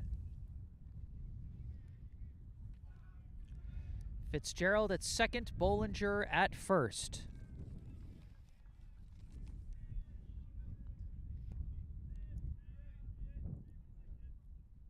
And Hom lines one over the second baseman's head into center field. Fitzgerald being sent around. They're throwing down to third to try and catch Bolinger. Slides in, safe. Just barely beats the tag. And Felix Hom comes through with a 2-out RBI single to make it a 1-run ball game. And heads up clutch base running from Hugh Bolinger, just barely able to get into third base. So many players for Brookline, threats on the base bats. And Bryce Hellendrung's coming in as a courtesy runner. Indeed, second time today, Hellendrung as a courtesy runner. And now the tying run stands at third for Brookline, and I think that's going to be it for Thurston Kiefer. You know, give him props for the heart he showed coming out and fighting for another inning and 2/3 after giving up a grand slam home run. You know, some pitchers that might have shook him up permanently, but Kiefer coming in despite giving up 2 walks in the third, got the double play ball and the strikeout, and then opened this inning strong with back-to-back strikeouts, but then 3 straight singles as the wheels kind of came off, and now they're switching pitchers here. Let's see what jersey number we've got here. All right, so it appears it may be. Let's wait until he fires a pitch and turns around. Then we might have a better view of his jersey number, because it is going to be a lefty, and that's going to be very interesting. It is number 3. It's number 3, which means that it is Max Bonavire. Max Bonavire coming in. Thought that might have been a 9, but it is a 3. So Max Bonavire taking over for Kiefer. Kiefer leaves 2 inherited runners on the bases. So if Bolinger if Bolinger and Hellendrung score, then those would be credited to Kiefer. If they both score, that would give Brookline the lead and put Kiefer on the hook for the loss. As it is, Kiefer did not finish 4 innings as the starter, so he is not eligible for the pitching win in this one. And Bonavire actually started the first game against Brookline in Natick last year on April 2nd. He pitched 3 innings in that one, gave up 4 runs, 3 of them earned on 3 hits, 4 walks, and 1 hit by pitch with no strikeouts. So another guy Brookline has seen before. And we'll see how their cleanup hitter and shortstop Jimmy DiPaolo handles this situation. 2 outs, runners at the corners in a 1-run ball game. Huge moment coming up here for DiPaolo.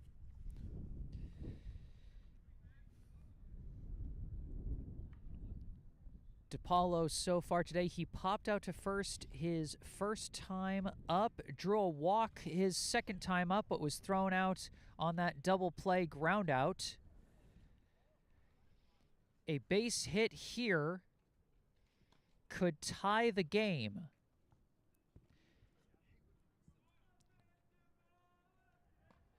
With Bolinger at third and Hellendrung, the courtesy runner, at first. DiPaolo's had some struggles in the field due to the high amount of wind and the blaring sun. A pickoff throw, and it did fool Hellendrung, but the throw was wide, which allowed him to get back. He's got to be careful. They got a lefty on the mound now. That means the pickoff move to first is going to be that much quicker. They caught him leading the wrong way again, and they got the pickoff. Big mistake there from Hellendrung, getting fooled twice in a row. Going to be a teachable moment for him as a freshman. And what? No, this is good move by Max Bonavire, though, for the pickoff. That was an incredible move by him. He faked the pitch and then threw it right over to first, all avoiding the balk. That's why I said you got to be careful when you've got a lefty on the mound, and now Natick's going to have to be careful about that now, as coming on to pitch for Brookline here is going to be number 12, Harris Hodgson. Hodgson was the reliever for Rabiner in the first game of the season against Cambridge. Had himself a tough time, pitched 2 innings, and while he ended up giving up 11 runs. I think 4 of them were earned or something like that. Not all of them were earned. A high number of them weren't, as it was a rough day for the Brookline defense overall, but still, he ends up with an ERA of 14 and a whip of 5 with just 1 strikeout. So he's looking for a bounce back here now with his team trailing by 1. Still very within the realm of possibilities. Comeback for Brookline is, but the onus is on Hodgson to keep this one close so his team can have a chance to potentially come back. As it currently stands, Rabiner, the pitcher, on the hook for the loss. If Brookline can't come back in this one, that would be his second pitching loss of the season. Well, Hodgson's the kind of guy where when he's on, he is absolutely on. So if he has his stuff working for Brookline, it could prove very beneficial, and he could really keep them in this game. Absolutely. This just his 3rd varsity pitching appearance of his career. He made one inning appearance last year, had the 2-inning appearance last week, and now he's got strike 1 to the catcher, number 7, Alex Jakes.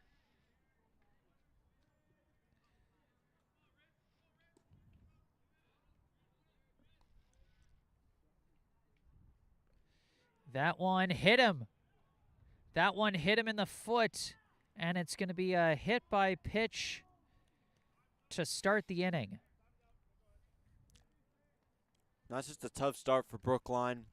Tried to go with the breaking ball and then just lost control of it. Looks like the courtesy runner for Natick is going to be number 12. And that is Jesse Gagliardi. First pitch to Gavin Weddle is going to miss for ball 1. Gagliardi was a pinch runner for Natick in both games last year, as that pitch is going to get away, and he's going to get a free pass to second on the wild pitch. 2-0 the count to Weddle. Last year, Gagliardi in the first game had 2 steals and a run scored. In the second game, just had 1 steal. No need to steal second on this situation, as he's already at second thanks to the wild pitch. Shows bunt, but he pops it over the backstop. He is very lucky that that one wasn't playable when he got under it. Well, if Gagliardi hadn't gotten down to second, it would have been a tougher steal because similar to Bonavire, Hodgson, also a lefty. Showing bunt again, pulls back, and it's a low ball 3, and Hodgson cannot get caught up in trying to avoid the bunt. We saw this problem affect Kiefer a couple innings back, and it's going to affect Hodgson too. Oh, did I have the... Okay, I did have the count right. That is ball 4. So first and second with nobody out to start the inning, and now coming up the shortstop, number 22, Cam Gobeil. And the bunt strategy works out yet again. Just good, solid fundamentals.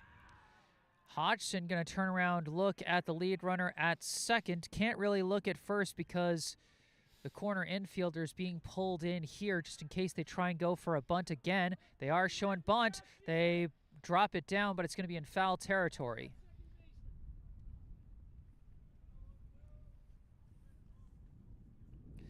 So Natick still thinking about moving the runners on with a sacrifice play.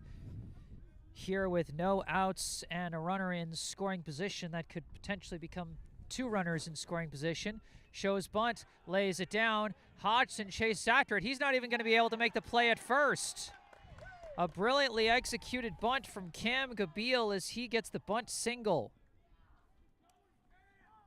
And small ball paying fruition. Incredible stuff from Natick, and we saw this earlier from the Warriors. Natick implementing it absolutely perfectly. First the fake bunt, psychs out Hodgson, and then this time they go with the real bunt, and they lay it down well. First pitch to Thurston Kiefer, going to miss high for ball 1. Kiefer no longer the pitcher as Bonavire took over for him, but I assume they've moved Kiefer to the designated hitter spot, as Natick did not have a designated hitter on their lineup, as Kiefer fouls this one off for strike 1. Kiefer, his last time up, drew a walk in the top of the 3rd. Before that, drew a walk in the top of the 2nd. As he takes low ball 2. Brookline can't afford to give up a walk here with the bases loaded and nobody out. Hodgson has to start getting some batters out.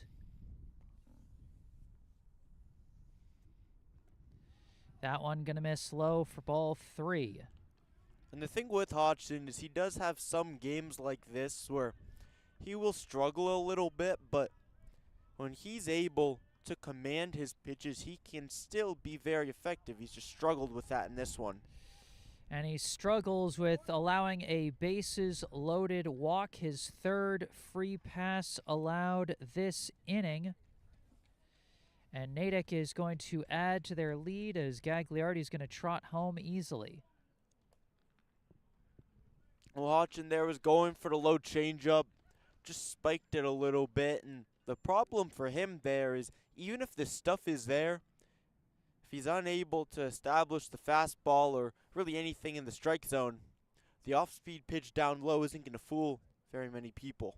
And that's going to be the end of the day for Hodgson.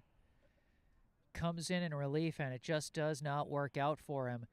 And subbing in on the mound for Brookline, making his varsity pitching debut, will be number 24, Wally Lawrence. Well, Lawrence does have a high velocity. He is a high velo pitcher, so if he can command his stuff, he could really blow hitters away. And it looks like it's going to be a simple 1-to-1 swap. Hodgson going to take Lawrence's spot in the outfield. It is now a 7-5 game. Lawrence coming in a very tight spot here with the bases loaded and nobody out, and his team already down 2. It is the bottom of the order coming up, starting with Landon Sullivan, but still a tough spot to try and get out of. Oh, definitely, always. And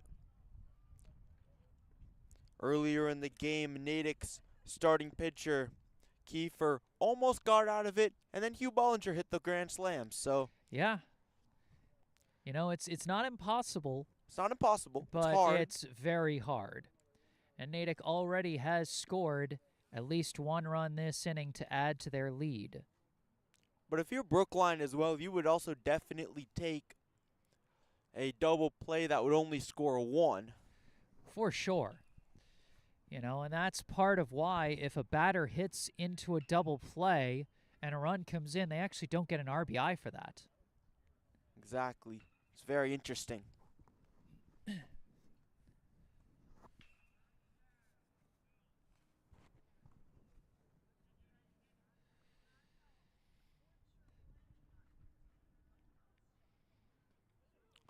Wally Lawrence, now a varsity pitcher here for Brookline High School, also a varsity soccer player, of course.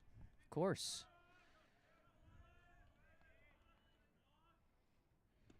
First pitch from Lawrence, going to catch the low corner for strike 1. We've seen some strong framing from the catcher Felix Hom. Definitely helping his pitchers when they paint around the corners. Swing and a miss. Strike 2 to Landon Sullivan, the second baseman. The entire infield pulled in for Brookline as they are hoping they could potentially field a grounder and make a play at home. That one going to get away, but not fast enough for the runners to advance. It'll simply be ball 1. And the short field here at Parsons keeps it close. Keeps it close and keeps the runner at third. At where? At Parsons. Oh, not Parsons. Silly me. silly me. Warren. Where are we? Warren Field. It's been a long day. And that's going to be a high ball 2 to Sullivan. And yeah, it's been a longer day for you at this time than it has been for me, because I just wake up and come to this game as the start of my day. You had a whole school day before this. Of course. Went on a field trip today. Went to the Coolidge Corner Theater. Strike 3 called on Landon Sullivan. A big strikeout to start for Wally Lawrence. And that's a great pitch from Lawrence. Down it in. Perfect location at the bottom of the strike zone from Wally Lawrence. And boys, playoff soccer had me thinking of Parsons. Now at the plate, the first baseman, number 27, Henry Kinchla. First pitch is in the zone for strike 1. Lawrence attacking the zone with no fear here with 1 out and the bases loaded in a 2-run ball game.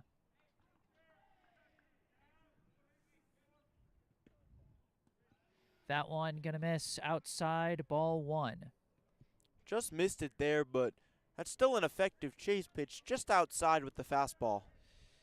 2 innings back, Lawrence robbed Kinchla of a hit with a diving catch that ended that explosive 3rd inning for Natick. Now pitching to him with a 1-1 count gets him to swing and miss for strike 2.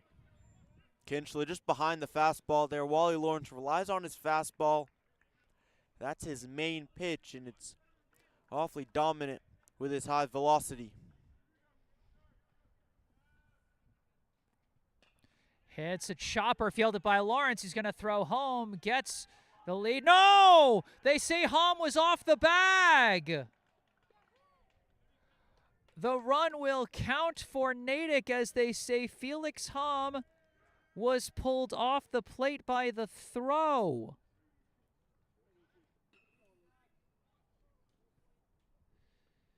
So Kinchla grounds into a fielder's choice.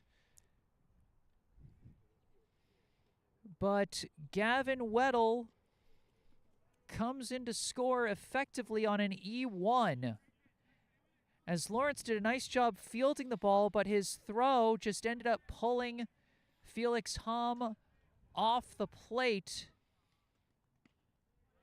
And so it's an 8-5 Natick lead, and that is tough for Lawrence. Almost had a big second out get there. Instead, a run comes in and no outs added. And now around to the top of the order with Luke Doherty.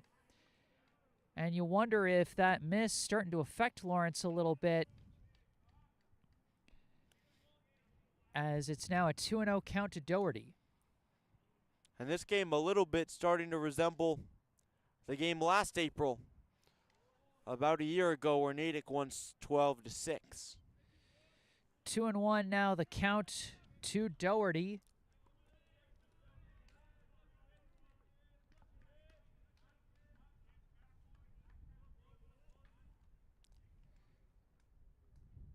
Doherty hits a bouncer, fielded by Bolinger at second, and he's going to throw to first and get the second out. A run will come in.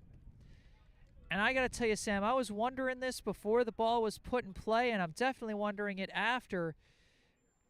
They had the whole infield pulled in there when they might have been able to turn a double play to end the inning if they had had their middle infielders pulled back. An interesting decision, but that is going to score a run as 2 down. Braden Homer coming to the plate. His team up 4 now as he takes ball 1. Oh, 100%. I was wondering that as well. An interesting decision there by the Warriors to play in, despite the fact that a run does not count if it comes across with the end of the inning with a double play. And a run's not going to come across with the end of the inning on a fly out to left by Homer.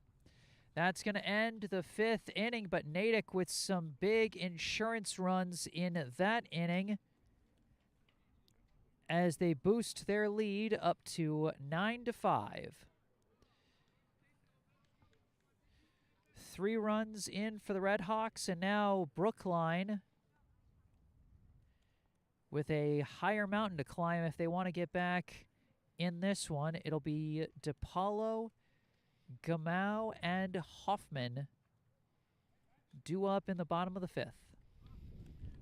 Well, Brookline, it definitely will be a pretty big mountain to climb. Not an impossible one, though, by any means. Again, Hugh Bolinger hit that big grand slam earlier in the game. Only the 3rd grand slam ever hit by a Brookline Warrior in the time that you have covered them. It's 3rd home run. 3rd home run, excuse me. 3rd home run, excuse me. Only grand slam. Yes. Even rare in the Jesse Sports era. But what that shows is really this Brookline team, they can get some runners on, and it all depends on how Natick's pitching goes. It's been solid the last couple of innings. It's been really good, in fact. Well, last inning they did give up a run. They did give up a run. But then Max Bonavire came on and got the pick off at first before he even finished facing his first batter to get out of that inning. I mean, imagine being credited with pitching a 3rd of an inning without throwing a single pitch. It's pretty crazy.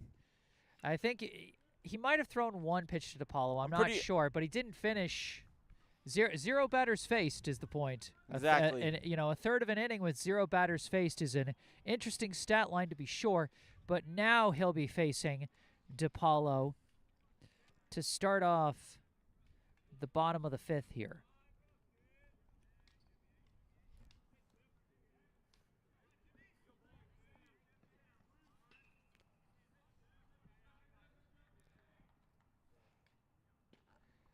First pitch catches the low corner for strike 1. Just a solid pitch there for Natick. Effective pitching down low from Bonavire, and he's able to place it in a good spot with the few pitches he had before picking off Bryce Hellendrung in the last inning. That's what he really showed as well. Not the hardest thrower, but excellent location that he can bring. DePaulo hits a dribbler up the 3rd base line, and it's going to be foul. DePaulo behind in the count, 0-2. Well, DePaulo almost hit it in a difficult spot if that one had stayed fair for the 3rd baseman and also Bonavire, but just a little bit unlucky.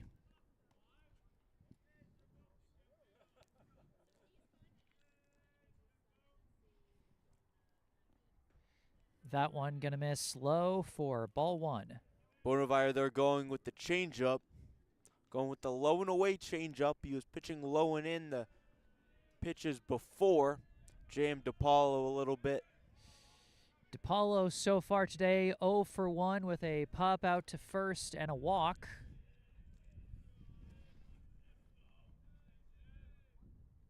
Swing and a miss, strike 3. Goes back to the changeup there. After DePaulo watched the changeup low and away outside the zone. This time he goes in the zone and he whiffs.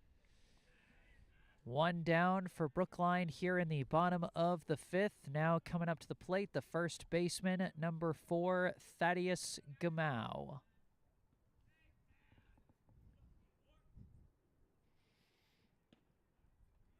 First pitch going to miss outside, ball 1.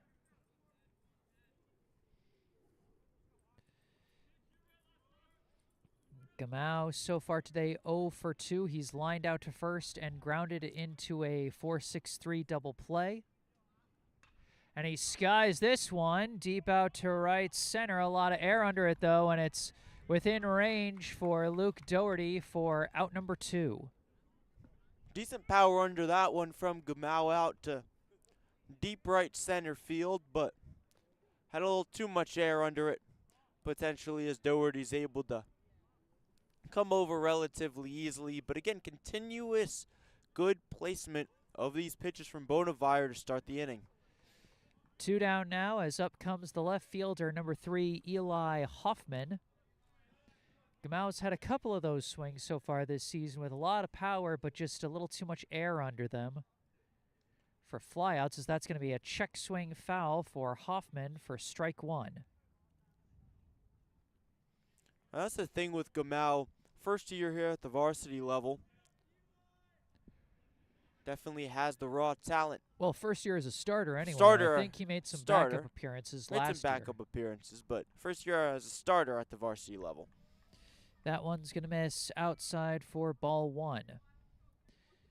Hoffman in his second year at the varsity level for Brookline. So far today, he has walked twice and scored a run. That one fouls it. I think went off his body or off of somebody's body. And so that'll simply be strike 2. May have been his toe or made an interesting sound. It may have been the catcher. Yeah, that's why I'm like, was that? Doesn't sound like what happens when it bounces off a toe. May have hit off the catcher's pad. Swing and a miss. Bolinger puts him down in order to end the 5th. We're through 5 here at Warren Field. Our score, the Natick High Redhawks 9, the Brookline High Warriors 5. Max Bolinger just mixing them up with these off-speed pitches. He establishes the fastball well, and then such a good changeup that he has. He works it so effectively with that clean inning. Just 2 innings left to play here. Brookline trailing by 4.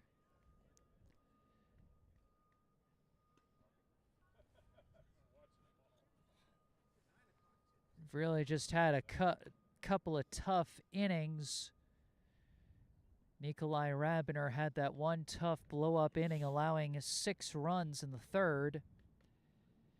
And then Harris Hodgson had some trouble with his control to start the top of the 5th and got pulled pretty quick for Wally Lawrence, but 3 runs were able to score.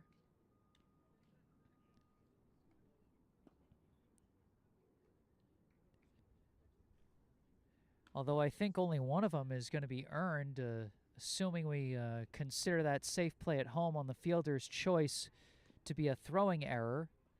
Definitely seemed like an error to me. That's what I would score it as, and as a result, one of those, or if that's the case, then if that inning plays out with no error, then only 1 run scores that inning. And as a result, that means out of the 3 runs that are credited to Harris Hodgson, only one of them is going to be earned. Kind of a similar story to his previous game, where he had an appearance, had some struggles, but the majority of the runs he gave up being unearned. And that's just kind of the tough thing at this level. A lot of runs end up being unearned. Leading off for Natick, here in the top of the 6th, the right fielder, number 5, Jack Weirman.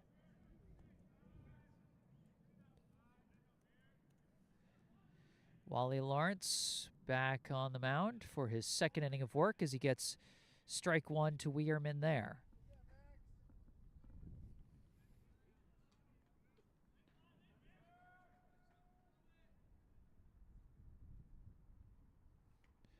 That one inside for ball 1. There, Lawrence trying to establish the fastball here early in this count, working it a bit inside. Hits a bouncer over to second, fielded clean by Bolinger. Throw to first in time for out number 1. Just a clean play, couple hops. Easy for Bolinger to make. So the 4-3 ground out. 1 quick out. Up comes the catcher, number 7, Alex Jakes.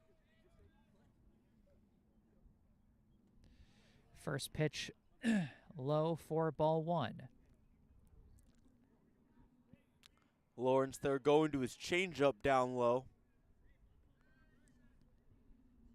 Ends up in the dirt. And this time he goes for the fastball, ends up in the sky there for ball two. Well, that's the thing with Lawrence. The main key for him, he has the velocity. It's a matter of whether he can command that fastball. And it feels like that's been much the case for a lot of the pitchers we've seen today, a matter of whether they can keep their stuff under control, as we've seen the ups and the downs for every pitcher we've seen so far with that. That one hit in the zone for strike one. Oh, for sure. Definitely Rabiner at the beginning. Pretty much all the pitchers, now that you mention it. That's just the kind of thing you see, especially at this level. This one a fly ball out to Hodgson in center, makes the grab for out number two. And actually, I think that's Eli Hoffman. Yeah, they moved Hoffman to center and put Hodgson out and left. Jakes flies out, 2 down quickly here in the top of the 6th. Now coming up the third baseman, number 11, Gavin Weddle. First pitch going to be inside for ball one. Lawrence liking these opening inside pitches and then opting to go more outside as the counts go up in pitches. 2-0 the count now to Weddle. Weddle drew a walk last inning and scored on that throw by Lawrence that pulled Hom off the plate. That one going to miss as well. 3-0 the count. Definitely Lawrence. He likes to work it inside, then outside after that. That time it looked like a hard fastball down and away. Just pulled it a little bit. Weddle 0 for 1 so far today with 2 walks and 2 runs scored. Takes strike one there, but still 1 ball away from potentially drawing his 3rd base on balls of the day.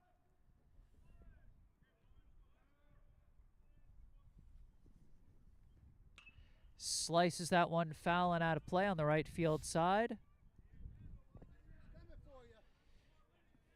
And that'll fill the count at 3-2.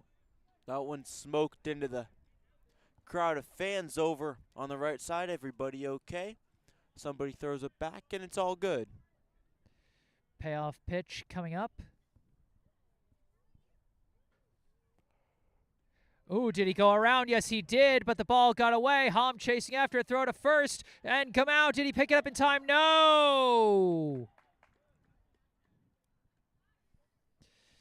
Lawrence gets credited with the strikeout, but Weddle gets to take first on the dropped 3rd strike. Just a bang-bang play there at first base. Awfully close. Well, it wasn't even so much a bang-bang as the problem was Gamau dropped the throw to first, and he couldn't pick it up in time. He dropped it, but then the bang-bang was him trying to pick it up in time, yeah. The bang-bang, at least to me, was him trying to step on the bag right as the hitter came across. Oh, no, his foot was on the bag. The ball was not in his glove. True. But then he had to readjust. This one sliced into shallow right. It's going to drop in no man's land. Bolinger going to pick that up, chuck it out to third, but not in time as Cam Gobeil loops a bloop single out to right.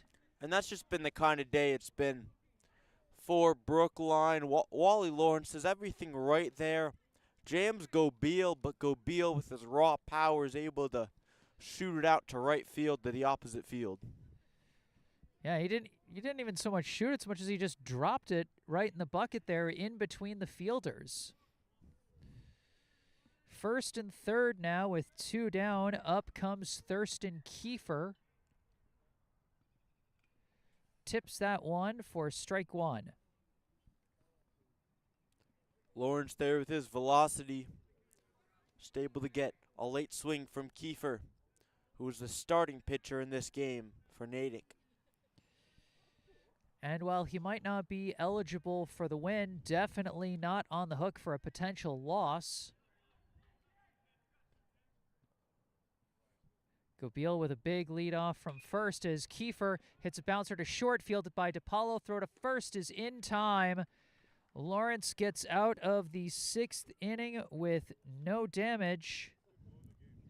Despite a near 2-out rally there, we move to the bottom half of the inning with Natick still leading Brookline 9-5.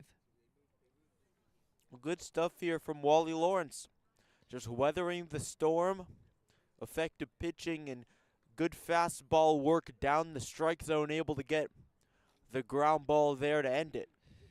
Well, one of the things I sometimes see with guys who are brought on in emergency relief, particularly guys that aren't, necessarily pitching specialists, is they're not afraid to throw strikes. I mean, if the guy hits you, the guy hits you, but there's no shame in a situation like this. You're already down.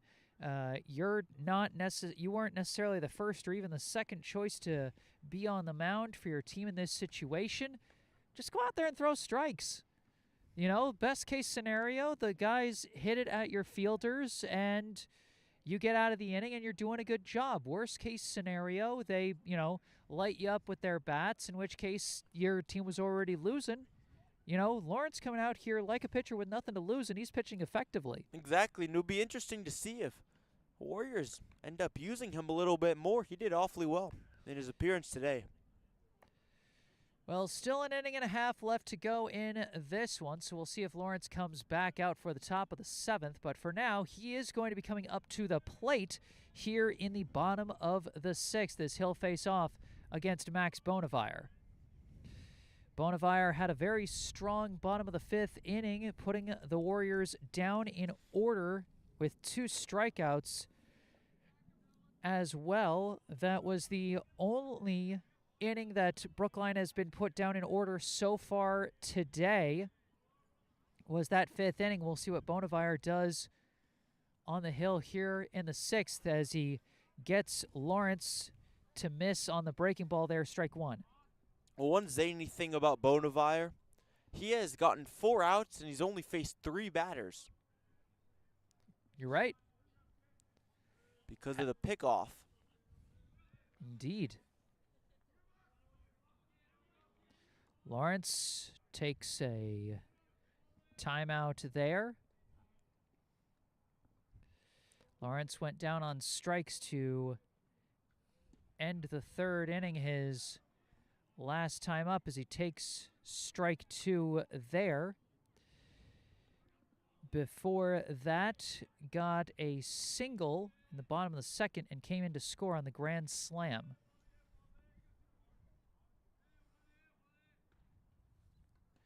That one skips in the dirt for ball 1.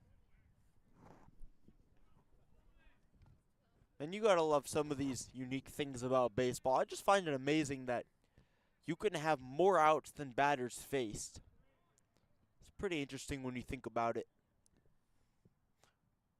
Lawrence hits a bouncer through the left gap, chased down by Gobeil, trying to make the long throw, but Lawrence gets there first for the leadoff infield single, his 2nd hit of the day. Wally Lawrence having himself a day between his solid pitching work and now the 2 hits for him, but and the diving catch out in center. And the diving catch out in center, all around. He's had himself a day so far today. And now he stands at first as up comes the right fielder, number 8, Max Kaufman. Oh, he gets beamed on the first pitch. And so Brookline will start the inning with 2 base runners. And we'll see if they can get something going here, as that one must have just hung on Bonavire and just came out of the hand a little too early. Exactly. Bit of an awkward release. Now coming to the plate, the 3rd baseman, number 6, Armand Tendon. And there's going to be a meeting at the mound. Lawrence at 2nd, Kaufman at 1st. With nobody out here in the bottom of the 6th. Both Arma and Tandon up for Brookline. Natick winning right now. I'm Sam Lowenstein on color commentary alongside Jesse Mayfield-Sheehan on play-by-play. And we're about to start up right again.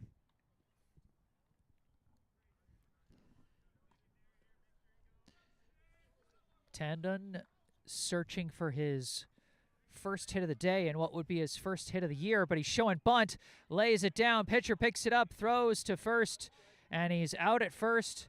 But Tandon does his job with the sac bunt and moves 2 runners into scoring position for Brookline. Smart play by Tandon. Getting the 2 runners in scoring position. Brookline down by 4. When you think about it, that out is more than worth it to put the 2 runners into position to score. But now Brookline is going to be relying on the top of their batting order to potentially bring those runners in. Coming up with runners at second and third and 1 out, the designated hitter, number 9, Connor Fitzgerald. Fitzgerald, a very scrappy hitter. To be sure, and also no RBIs yet this season for him. But he might have his first as he hits a bouncer over to second, and it skips away. Skips away, and 2 runs are going to come in. Brookline running on contact, and 2 will come in off the E4.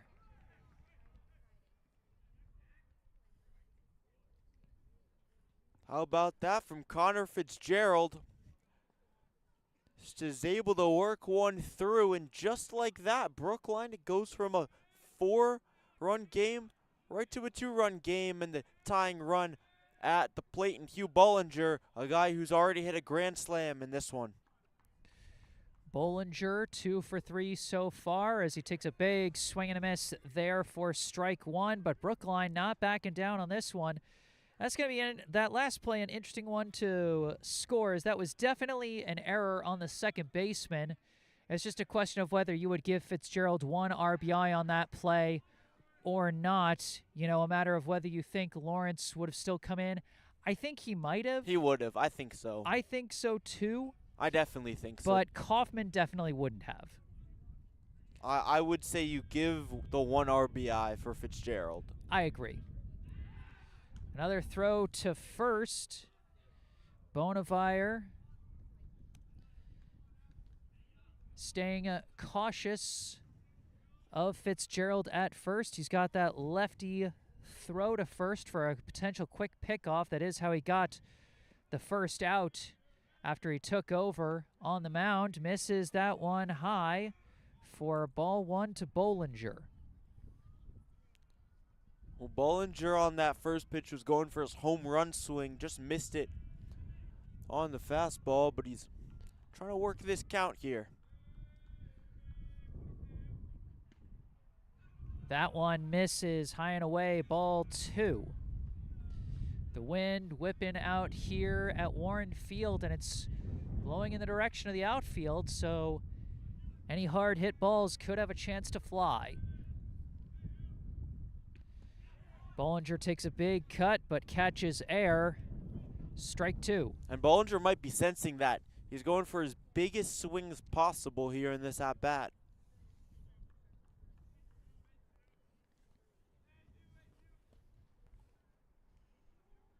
Another pickoff throw, checking on Fitzgerald as he dives back to the bag.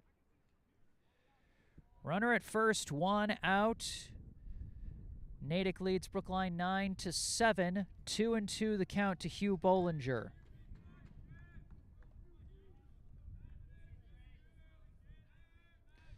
Bolinger takes a step off the mound.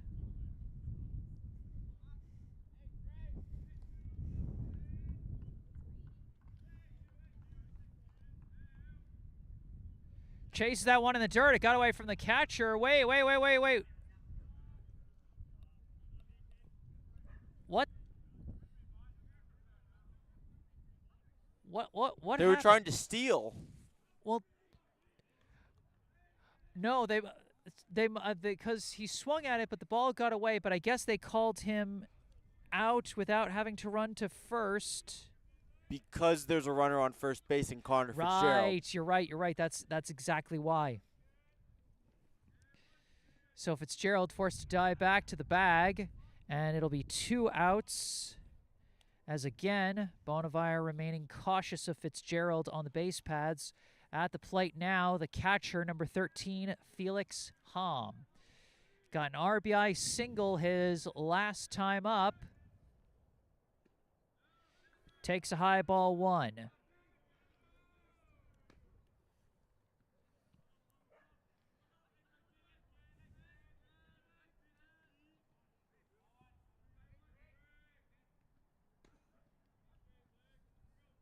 Fitzgerald's taking off for second. They throw down to first. They throw down to second, and they caught him in time, and that's going to end the inning. Brookline trying to be aggressive on the base pads, and it does not pay off as Max Bolinger with another big pickoff move. And we move to the 7th and final inning. Our score at the end of 6, Natick 9, Brookline 7. And that's still what you have to do if you're Brookline. Being aggressive, just a real heads-up play from the Natick Redhawks there to catch Fitzgerald on the base pass. Just nothing really you can do about that if you're Brookline. Yeah, nothing you can do on a play like that, but just run it out and hope your opponent makes a mistake on either the throw to first or the throw to second. Natick not making a mistake on either of those. And as a result, inning comes to an end, but Hom will still get a chance at the plate in the bottom half of this 7th and final inning. But first, Wally Lawrence coming back on the mound to try and keep the potential comeback within reach against the 8-9 one-hitters for Natick, Sullivan, Kinchla, and Doherty. And Lawrence has been very solid for Brookline. He's been awfully effective, really worked his stuff well, whether it's low pitches or high pitches. The fastball was set up, really everything for him. His changeup has been decent, but really the fastball's been able to blow hitters away.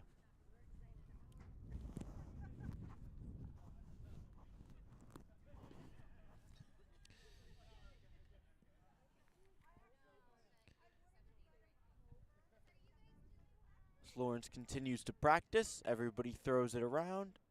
Tandon throws it to him, and it's about to begin. Giving us some warm-up play-by-play there during the between-inning warm-ups. I love it. To the plate for the Redhawks, the second baseman, number 8, Landon Sullivan.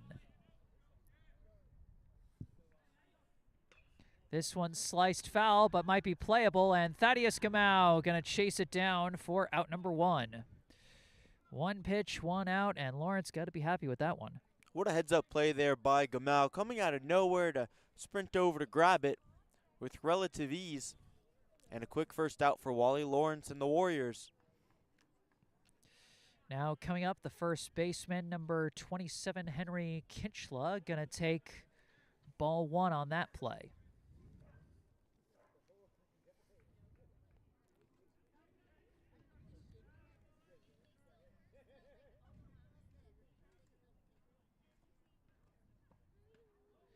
That one going to miss as well, ball 2.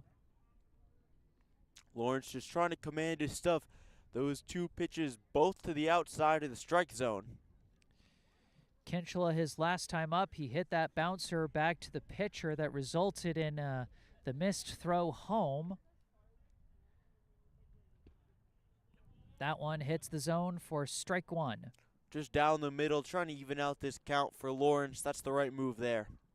And you talked about it, the fearless pitching of Wally Lawrence. Not being afraid to throw strikes, and good things have happened as a result of it. And a good thing happens for him there with a swing and a miss from Kinchla. 2-2 the count, 1 out, bases empty here in the top of the 7th. Natick leading Brookline 9-7.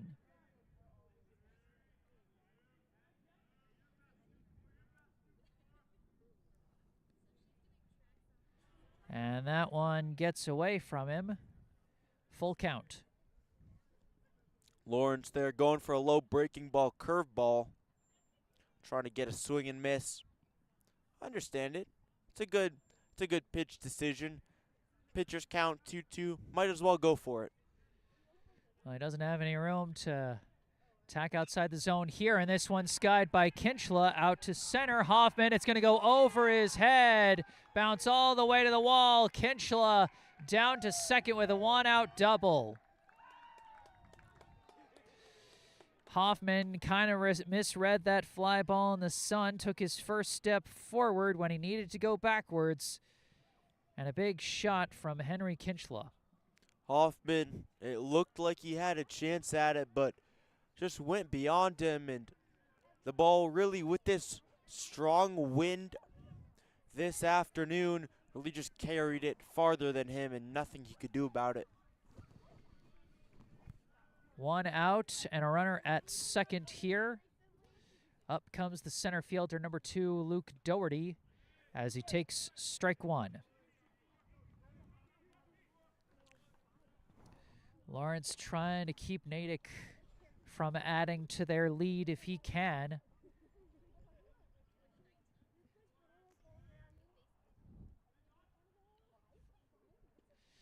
That pitch low for ball one. Lawrence going low and inside there. Not much of a lead from Kinchla on second. Takes a bit more. Trying to strike out Lawrence. Doherty hits a bouncer up the middle. Charging in for it is DePaulo. Easy throw to first for out number 2. Kinchla will advance to third, but now just one out away from finishing things up here. Solid pitch there from Wally Lawrence, inducing the ground ball. Doesn't just have the strikeout stuff, he can also get some grounders here and there, and a very good performance for him so far in his pitching debut. Now at the plate, the left fielder, number 50, Braden Homer, and he takes a high ball one. Runner at third, 2 down.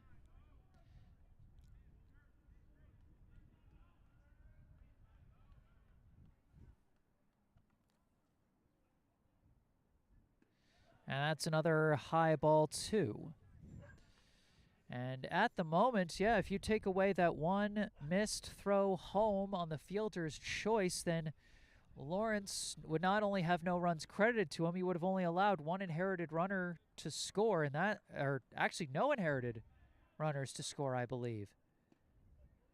And if you don't count that as an earned run, yeah, that's no earned runs for Lawrence. Well, there's no runs credited to him at all because all the runs are credited to Hodgson because they got on base with Hodgson on the mound. And only one of those is earned for Hodgson, but just a matter of how many inherited runners Lawrence would have allowed to score, which is more of a relief pitcher stat, which, if I'm not mistaken, yeah, it would have been 0 inherited runners would have scored if not for that missed throw home. It's incredible. 3-1 now, the count to Homer with 2 down and a runner at third.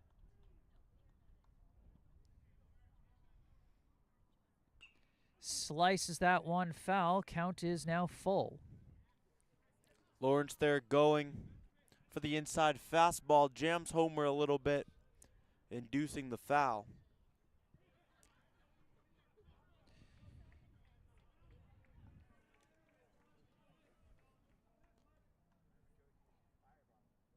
Hits a hard bouncer, snagged by Gamau, and he's going to charge to first himself.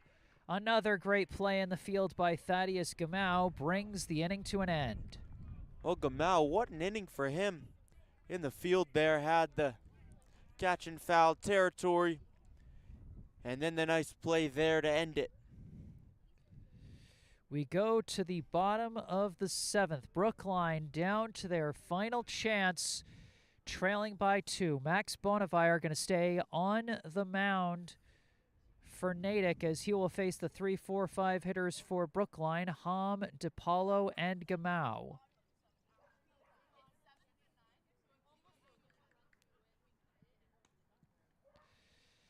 Brookline needs at least 2 runs to stay alive in this ball game. If they somehow manage to score 3 in this ball game, they would, or in this inning, they would win the game.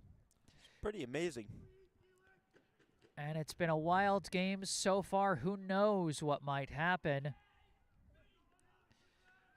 But Brookline has still got a mountain to climb here in the bottom of the 7th. It's been a back and forth game. Brookline took the lead with a grand slam from Hugh Bolinger, and then a half an inning later, Natick put up 6 runs, all in one frame off of Nico Rabiner. Then it went back and forth, but with Natick having the upper hand, it was 9-5 in Natick, and then Brookline got those 2 runs in the bottom of the 6th. Yeah, it went from 4-0 to 6-4 to 6-5 to 9-5 and now 9-7. It's been a back and forth and entertaining game. For sure.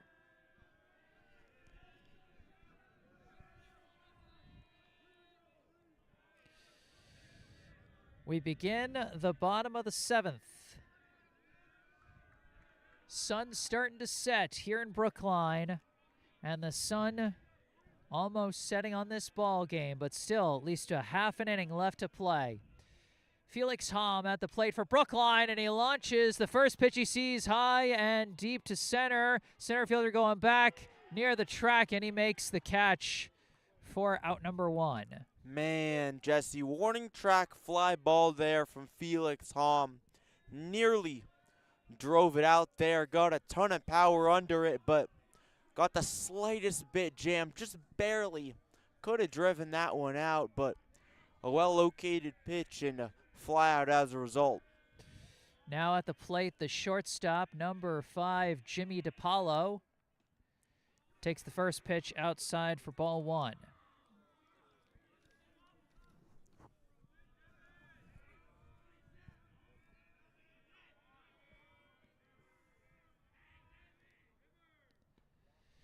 That one gonna miss for ball 2.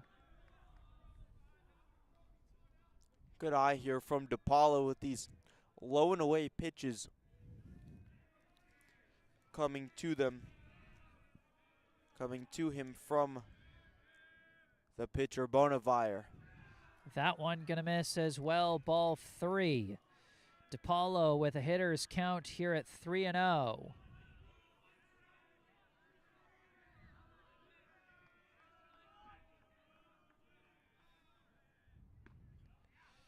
Takes strike 1 there. DiPaolo so far today, I believe he's 0 for 2 with a walk. He is also popped out and struck out. Fouls that one off, and he's got a full count. Low pitch there coming to DiPaolo. Just had to salvage something out of it. A low and in pitch there.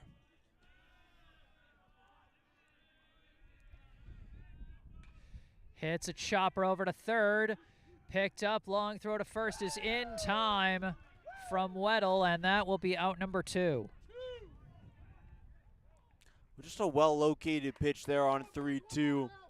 A must-have and a must-make, and it is made there for Bonavire. He delivers, and one more out for him. And now just one more out needed for Natick to shut the door on this one. For Brookline at the plate, the first baseman, number 4, Thaddeus Gamau. And he can't stop himself from going around on that one, strike 1. Well, Gamau had a great fielding inning in the last frame. The question is, can he deliver to keep the hopes alive for the Warriors? That one's going to be low for ball 1. Another change up there from Bonavire. He's been utilizing that pitch effectively.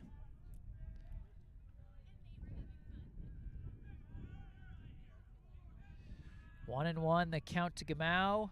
Brookline down to their last out as Gamau is going to call a timeout. very quickly there.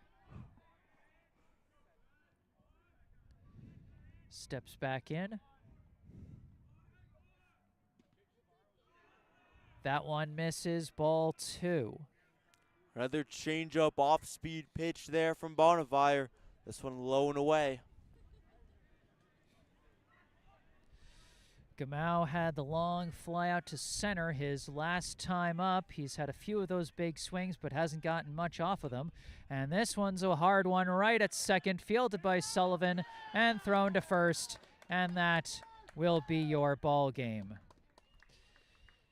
The final score here at Warren Field, the Natick High Redhawks 9, the Brookline High Warriors 7. So the Redhawks open their season with a win and improve to 1-0 on the year. Brookline falls to 1-2 in what is a tough one to lose, as it was their highest scoring offensive effort so far this season. Brookline scored more in this game than they did in their previous 2 games combined, but had a tough defensive outing, giving up 6 runs in 1 inning, giving up 3 runs in another inning, and just couldn't make the comeback. Well, that's going to do it for this one. Alongside Sam Lowenstein, I am Jesse Mayfield-Sheehan. Remember, if there's anything you'd like to... Remember, if you enjoyed this broadcast, be sure to like and subscribe, and thank you to all those who brought the good vibes in the live chat today. If there's anything you'd like to say after the live stream is concluded, you can say it in the comment section down below. Also, be sure to go down below to the description section of the video, where you can find the link and phone number for our local charity spotlight, the Brookline Community Foundation. And also be sure to check out the description section for some links related to me that you can also find in the bottom right corner of your screen. My personal website, jessesports.com, my email, and my Instagram and Facebook accounts. I'll be posting highlights from this game later tonight on this channel, as well as on my Instagram and Facebook. But that is going to do it for this one. Natick 9, Brookline 7. Alongside Sam Lowenstein from Warren Field in Brookline, Massachusetts, I am Jesse Mayfield-Sheehan. Thank you all for watching, and have a good night.